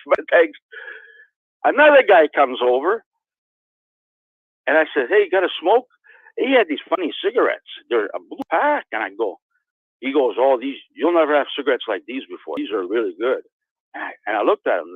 They were really like, they had a, anyways, it was a good smoke. And I said, this is a good cigarette, man. And he says, I got kicked out for smoking, he says, in there. This place is what's the matter with it? So he says, I can't find my phone. He says, can I use your phone? I want to phone my phone. I said, sure, go ahead. So he phones his phone. And then when I get home, I look at the number that he calls, plus 58, blah, blah, blah. I Googled it. It was Colombia, South America. No wonder he had an accent. He was from South America. And he was dressed good. He had nice shoes on. And I go, wonder if they track me or they're gonna. I don't use my phone for nothing except talking on the phone, and I don't use it for banking or nothing like that. I don't tap with it. Tap tap tap tap. Yeah, you know, no cash anywhere. Everything is tap tap tap tap tap tap. Card tap, card tap, phone tap, card tap, phone tap. These people drive me nuts. You know, at the end of the day, you don't know how much you spent. You don't know where the money's going. And I tell you something. As soon as they get rid of this cash, I'm telling you, you get a limit that you can tap 3 times. You can buy 3 beers and then you're cut off. They're going to regulate you. You know what I mean? How many beers you can buy? I said to the cop, I says, you spend $300 on a ticket and there's no smoking area? You don't even let you outside and so you can come back in and have a smoke? $300. And there's nothing. It's little. Tomorrow night I'm going to Rob Zombie and Alice Cooper. I don't give a fuck. I'm gonna have a great time. They have smoking areas there though. This is the Budweiser. They have smoking areas. Inside, People go they there have and they're smoking areas. Well, this is outside. Budweiser stage. It's all outside. Okay. I don't know if they can give you a ticket. Well, you can't smoke at your seat. They have smoking areas. You just walk out and they have smoking areas. People smoke everywhere there. But this Rogers Center is woke. I don't know. I'm gonna have to stop watching the Blue Jays, going to Blue Jay games, man. This is, you know, I don't support people like this. You know, they used to have ACC. I used to go to hockey games, and they had outdoor areas. You can go out and have a smoke, and then you go back in. Okay. Yeah. But you can't smoke there now either. It's like this society we're being controlled. But I can see the future with these tap cards getting rid of cash. They want to get rid of it so bad, and then they're going to say you're only allowed to drink 3 beers a night. That's it. You know, and that's it. After that, you're cut off. Drink water. But I wasn't drinking anyways. But the cop says, there's a bar on the road. I said, I don't drink. I drink water. I says, I didn't get kicked out for drinking. I got kicked. I'm not intoxicated. I just had a smoke because I was getting bored there, man. You know, that's all. And I went to talk to some other cops too, and the same thing. I ran into this girl selling shirts, $20 a shirt. $20 a shirt. She was from Montreal. Your ticket was really $300. Wow. Well, your ticket to get into that Guns N' Roses concert. Well, yeah, to see the head, yeah. Wow. Yeah, I haven't been to a concert in years. So. Oh, they're ridiculous. But she was selling Guns N' Roses shirt, and I had the same shirt she was selling that I got in 2017 when I seen them here. I go, it's the same shirt. So, anyways, she was selling shirts and then she took off, and then she come back and you're my good luck charm, man. I sell more shirts with you here. And she sold I said, how many shirts you got in that duffel bag? 65 shirts. And she sold them all when I was there. Mind you, the people were coming out at that time. She sold them all. She's from Montreal. She goes, I see you around a lot of concerts. Next time I see you, I'm going to give you a free shirt. I said, oh, thanks. I would have bought one off her, but I already had one. $20 is cheap. Yeah, well, you know, that's true today. That is cheap for a T-shirt. Yeah. The last show I went to was Pantera. Now that was the best concert, man. Non-stop dope smoking, clouds of smoke, pounds and pounds and pounds. People in the aisleways, people in the there was people. It was overpacked. The cops couldn't control nobody. There was too many people. People in the aisles, people in the walkways, everywhere. It was just like over and non-stop smoking and pot smoking. They couldn't control it. We left a little early because I didn't want to get trampled because there's so many people in there. So walked out of there and I said, "Oh, this is a nice shirt. How much for the shirt?" $65. I said, "Are you crazy? $65 for a knockoff shirt?" Yeah, there were 120 inside. They were selling Guns N' Roses shirts inside, 65 T-shirts, 65. Yeah. I'm So telling you. do you think if you had been smoking a joint instead of a cigarette, that would have busted your butt? I don't smoke joints. I don't know. I didn't smell nobody smoking a joint. Nobody smoking nothing in there. Yeah. Just a bunch of. I didn't see any young people. I didn't see. Bunch I of old just see people just geriatrics with sitting there. walkers. You know, Yeah, can't people get just to my sitting there on their seats, clapping their hands. And if you stood up, they give you shit. Sit down. I can't see. Well, stay home. I don't know, Rick. This is the world we come to now. Oh, and then when we left, like I had to free other people, so we're kind of late, and it was just this is on Front Street. It was just chaos. I know a short way out of there. I went out to the back, and I got out of there, and I was on King Street, and I was gonna go right to the Don Valley Parkway. And my buddy goes, turn right on University here. You can get on the Gardner right away. I said, you sure? Yeah, you'll be faster. So I turned there, and here I am back at Union Station. I said, fuck, we just did a circle. And then traffic was all blocked off there. And then I went left on a shore, and the ramp to go to the Gardner was closed. And I said, they spent $1 million on this ramp, and they closed it up because it slows down traffic. This is so he goes, just go on Lakeshore. So I went. I got to the park. I got to the Down Valley, and it's construction everywhere. I couldn't get on the Down Valley. So I had to turn Cherry Street to do a U-E to come back. Everybody had their windows down. Like they're all frustrated, and the wind's blowing. Before I left, I bought a Dodgers baseball ticket, $100. It paid $200. I had it in my visor, and it just flew out the window. Oh. And I said, "Did you see something fly out the window?" Yeah. It was some piece of paper. I pulled over, and my ticket's gone. So I did a U-E and went back. I says, I'm going to look for my ticket. He goes, oh, you're never going to find it. Just forget about it. I said, well, give me $100. I bet 100 and I made 100. So I got out and I started walking, looking in ditches, looking on the grass, on the side of the road. About 5 minutes later, I see my ticket on the side of the road. I picked it up. I go, here you are.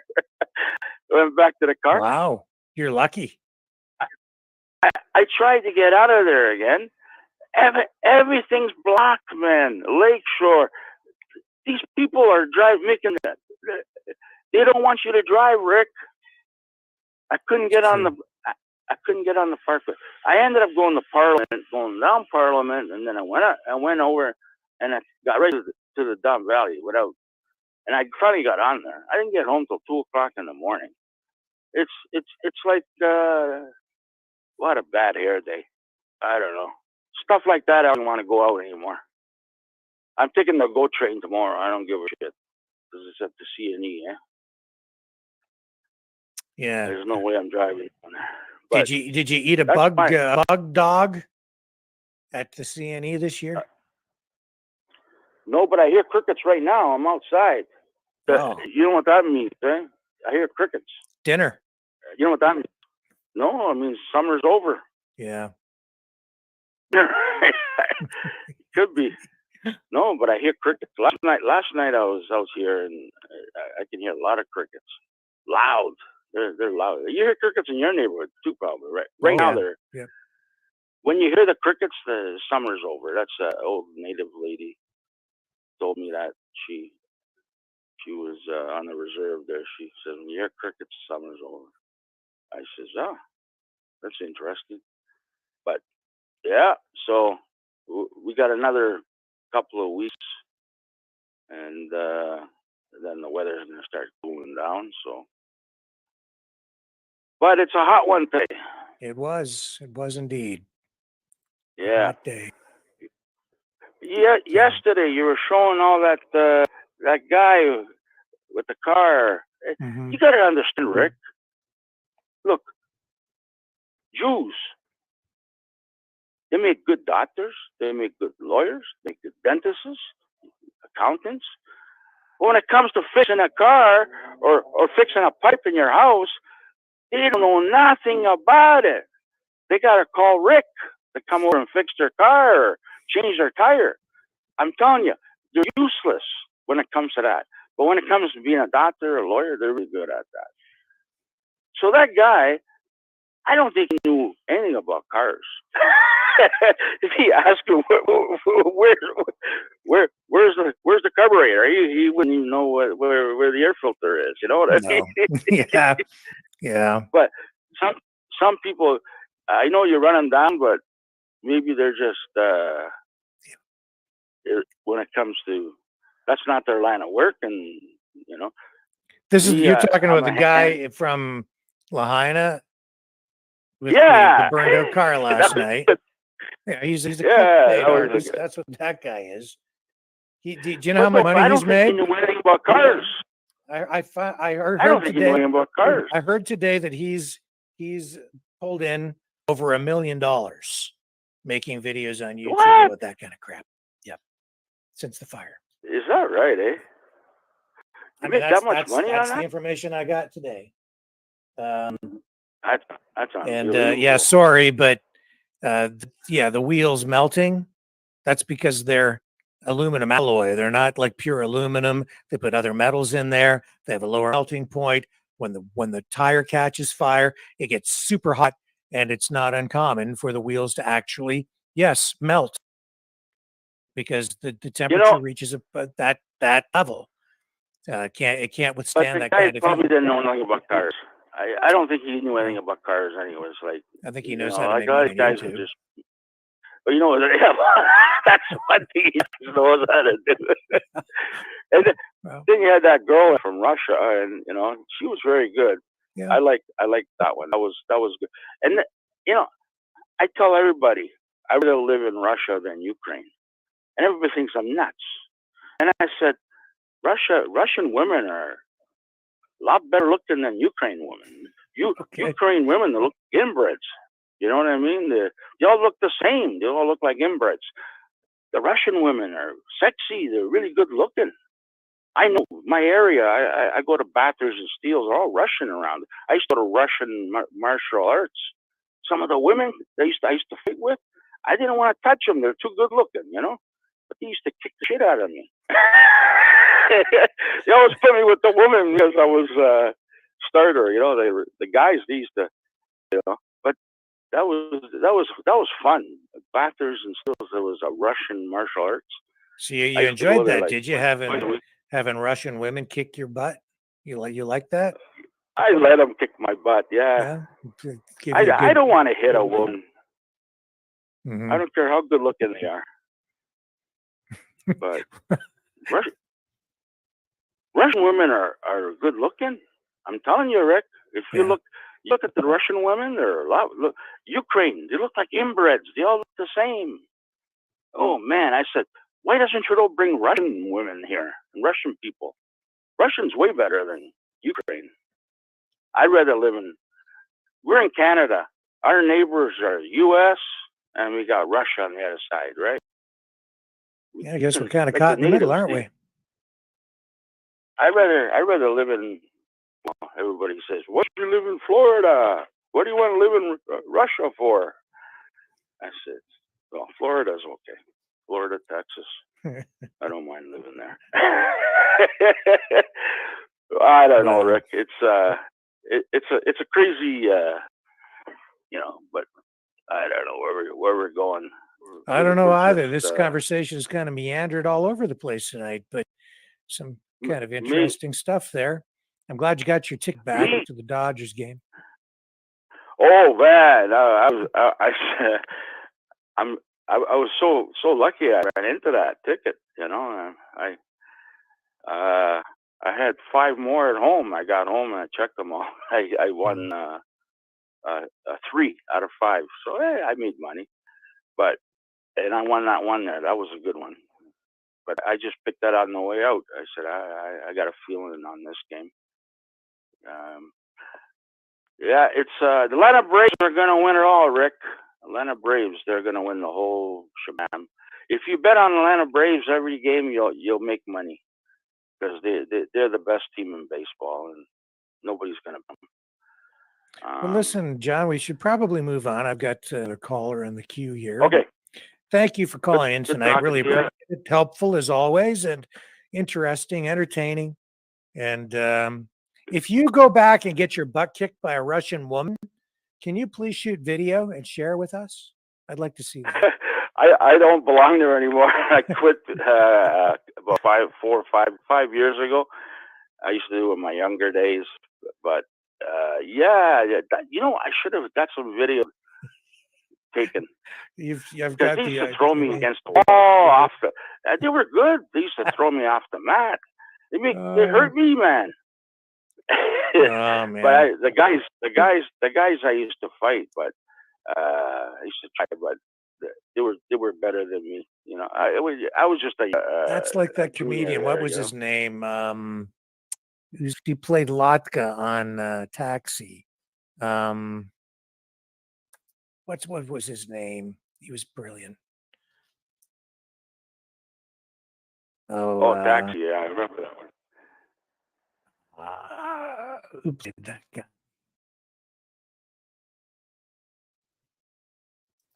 Oh, you know who it. What's the guy's name? I know who he is. I haven't seen that show for Comedian. so long. He used That's to. an old He did a show. whole thing at one point where he said he could beat up women or whatever it was. It was just Wasn't a big Danny act. DeVito? No.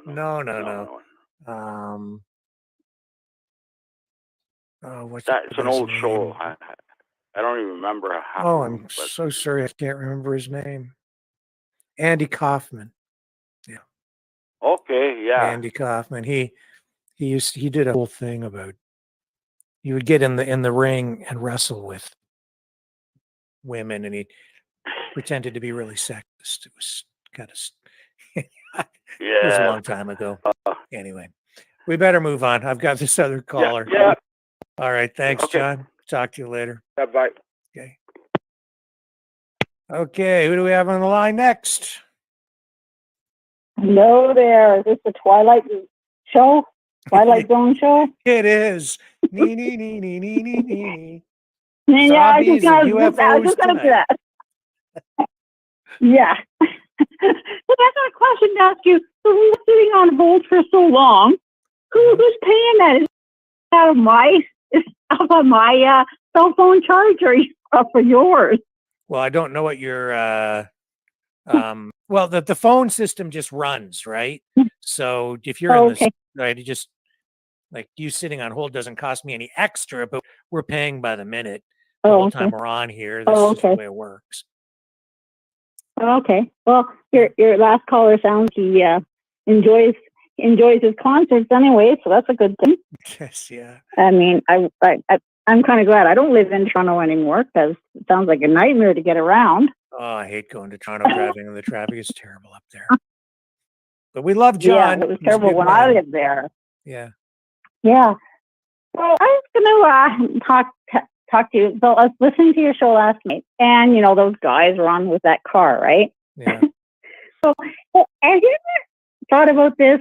That car just could have been towed there from, somewhere else that the actual fire was, right. and they towed it there, and then, like these guys. It's so sad that these people are doing this stuff when so many people have lost their homes, lost their lives, they're still missing. Yep. I mean, it just goes to show you what's happening in the world today, right? Like seems like no moral respect anymore. Yep. Like, I mean, cars burn. Let's face it. Yeah. I mean, they get hot, they burn. Yeah. In fact, I've seen lots of cars on fire. In fact, I have a truck fire to show you right now. I'll bring it up on the screen here. Leo just sent this in. As always, very appreciative of what Leo shares. Yeah, with Leo's us. a good guy. And Here's a truck fire that he shot for us. Yeah.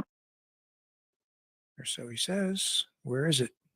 Coming up. I guess you guys can probably see that. Yep. I think we go here to make it bigger. Where is that? That would be in winter someplace, I guess. Yeah.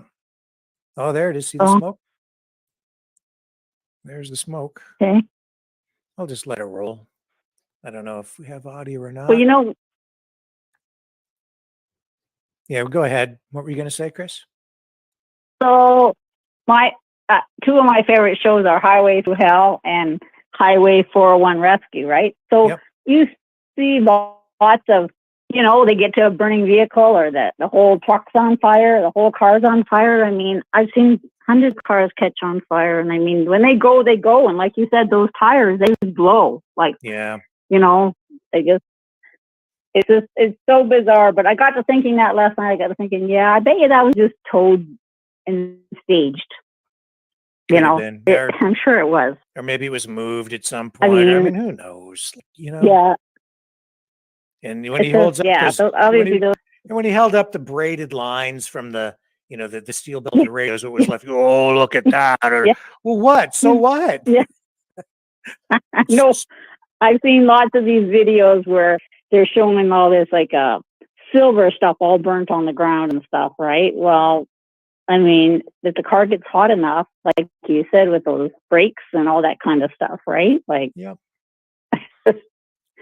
Yeah, I mean, like, oh, and anyway, look, it's on gravel. Look, it's on the gravel. Ooh. Yeah. What? Yeah. So what? It's on gravel. I don't know. What's that? I don't know I don't think gravel, and I don't even think gravel catches fire, does it? Really? No, it doesn't. But it's rock. That's rock. That's what I mean. It doesn't burn. Yeah, I know.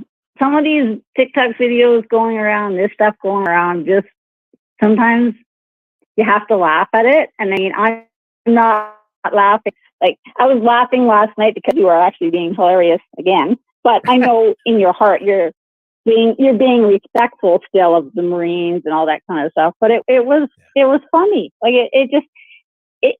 we're all going off the deep end. You realize that slowly. Yes, people are. And you know, my opinion is, if the aliens want to come, there was something going around on Facebook. It was actually kind of funny. They showed a picture of an alien coming to get this guy, and he goes, "An alien. It's not an alien abduction. It's an alien rescue. They're coming to rescue us from this crazy planet." Right. Beam me up, Scotty, please. You know, yeah, they're welcome to come anytime and take me. I'm good. Like, oh right. Yeah, it just gets worse by the day. But anyways, the smoke's cleared out of here today finally, but it's been cold. Our leaves are all turning yellow and falling. It's definitely looking like fall out here, although I hear you guys are in a heat wave down there. Yeah, it was a hot day today, that's for sure. So you're getting summer now. And just so people understand where you are, can you tell people what part of the country you're in? Yeah, I'm in central Alberta, central East Alberta. Yeah. So for the last 4 days, we've had heavy smoke from Calgary to Edmonton. Did you see that, folks? Yeah. Like, look at that. Look at that truck fire. It's right there at the end. But look, now, okay, let's just pause it. Look. Okay. Look at the flames. Now, that's not like, that's just a truck in a parking lot on fire today. Yep. Just hours ago, or wherever Leo shot it, just sent it to me, minutes ago. And right. Tell me that isn't hot enough to burn the tires off your car. Of course it is. It's whole things in gold. Look at that. Of course it is. And that's not because the Klingons shot it with a laser beam from Planet X, right? Like that's just oh my God. Probably a fuel leak or whatever. Now, and that so if you have a forest fire and the cars are part of in the way and they get hot, they're full of gasoline and the seats can burn and they're all kind of combustible materials in an automobile. So it's just exactly. It's just No different than when it hits a house. No different than a fire hits the house. I mean, look at all the materials and everything that's in a house. They're saying fires today are more toxic than they've ever been because of how the stuff is being made, your furniture and all this stuff that you're filling your homes with, right? That's exactly right. So, I mean, your time is even shorter to get out. Like it used to be, I think, like 3 minutes. Now they're saying, you have less than 2 minutes to get out. That's another good point. I mean, when a house fire starts, if it catches, your whole house can be engulfed in flames in a matter of just minutes. Yep. It's amazing. Yeah, it doesn't take long. Like I told you with that fire that I went through, in 9 minutes, that whole building was engulfed at the back. Yep. And within an hour, it had gone through the whole building. So it moves very, very fast. And if you don't move very fast, you're in trouble. That's right. You really are.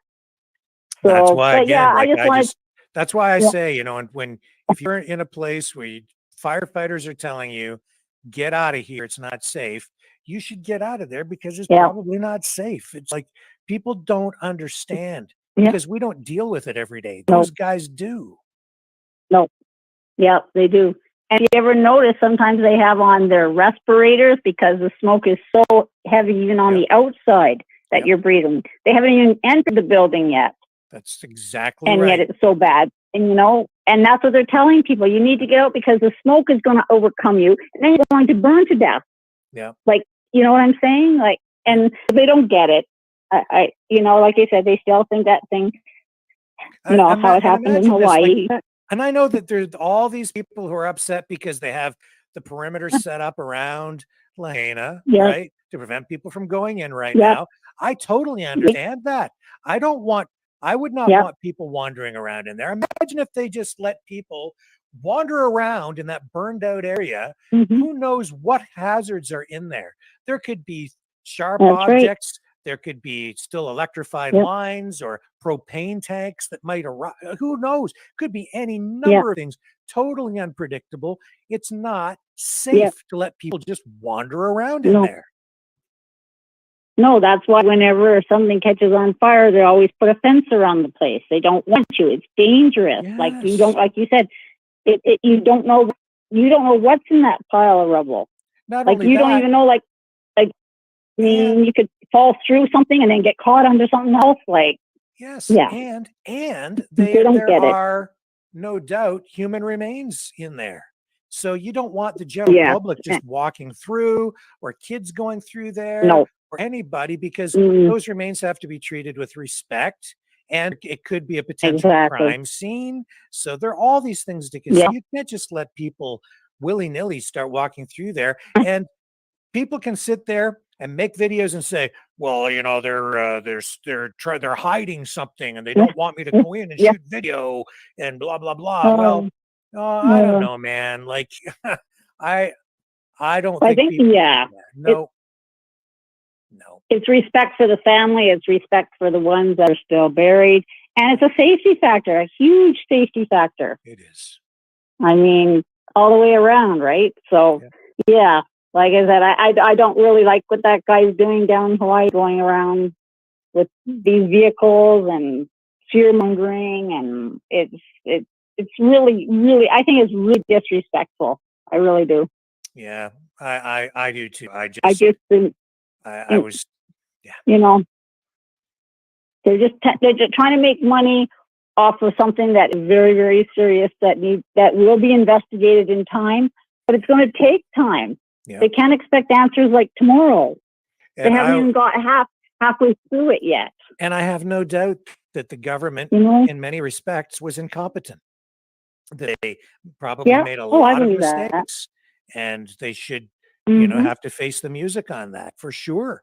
But and they probably will down the road, but they got to figure out what it was first, right? And how things were dealt with, and it's a huge area.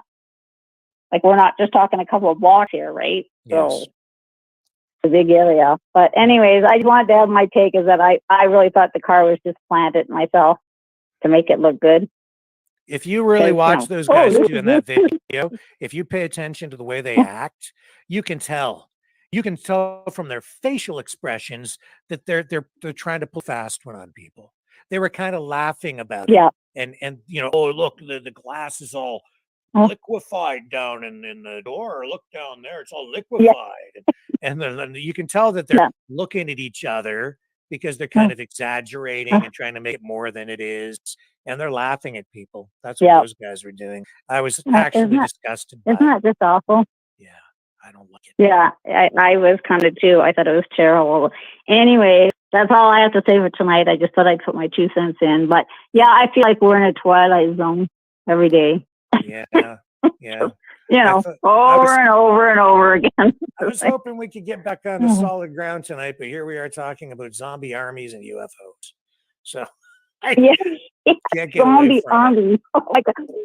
Well, we have Ukraine couples here. And, there's some pretty big Ukraine guys here, right? Like they're tall and they're, and I'm thinking, and a lot of us feel the same way. It's like, okay, you came over with your wife and your kids, but you want us to fight for your country, but yet you come over here. So why aren't you fighting up? You're a young man that should be standing up for your country.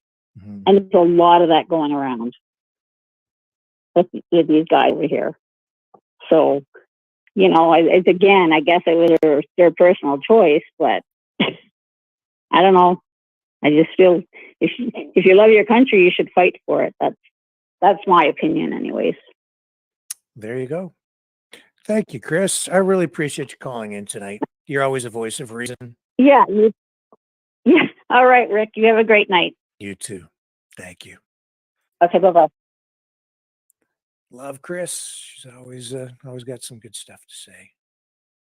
And let me just fix that. That gets us tonight to 8:34 p.m. And again, if you want to support the show, if you like what we do, you can donate at freedomreporters.com. And you can also donate at maverickdonations.com. And please like, share, subscribe. Subscribe over on Rumble. I think we're kind of semi back on our Facebook news page. I made some changes over there. And I think we're back in business, at least so that people on the US side can see what we're doing. So that's a good thing. And we might have some viewers in Canada. I'm just not sure at this point. But we do have some exposure on Facebook still on the other Maverick multimedia pages that we have. So that's a good thing. And I appreciate you guys spending the time with me here tonight. As always, a privilege. Truly appreciate it. And I will be back, should be back tomorrow night, 6 p.m. Eastern Standard Time. On the flip side. Love you guys. Catch you tomorrow.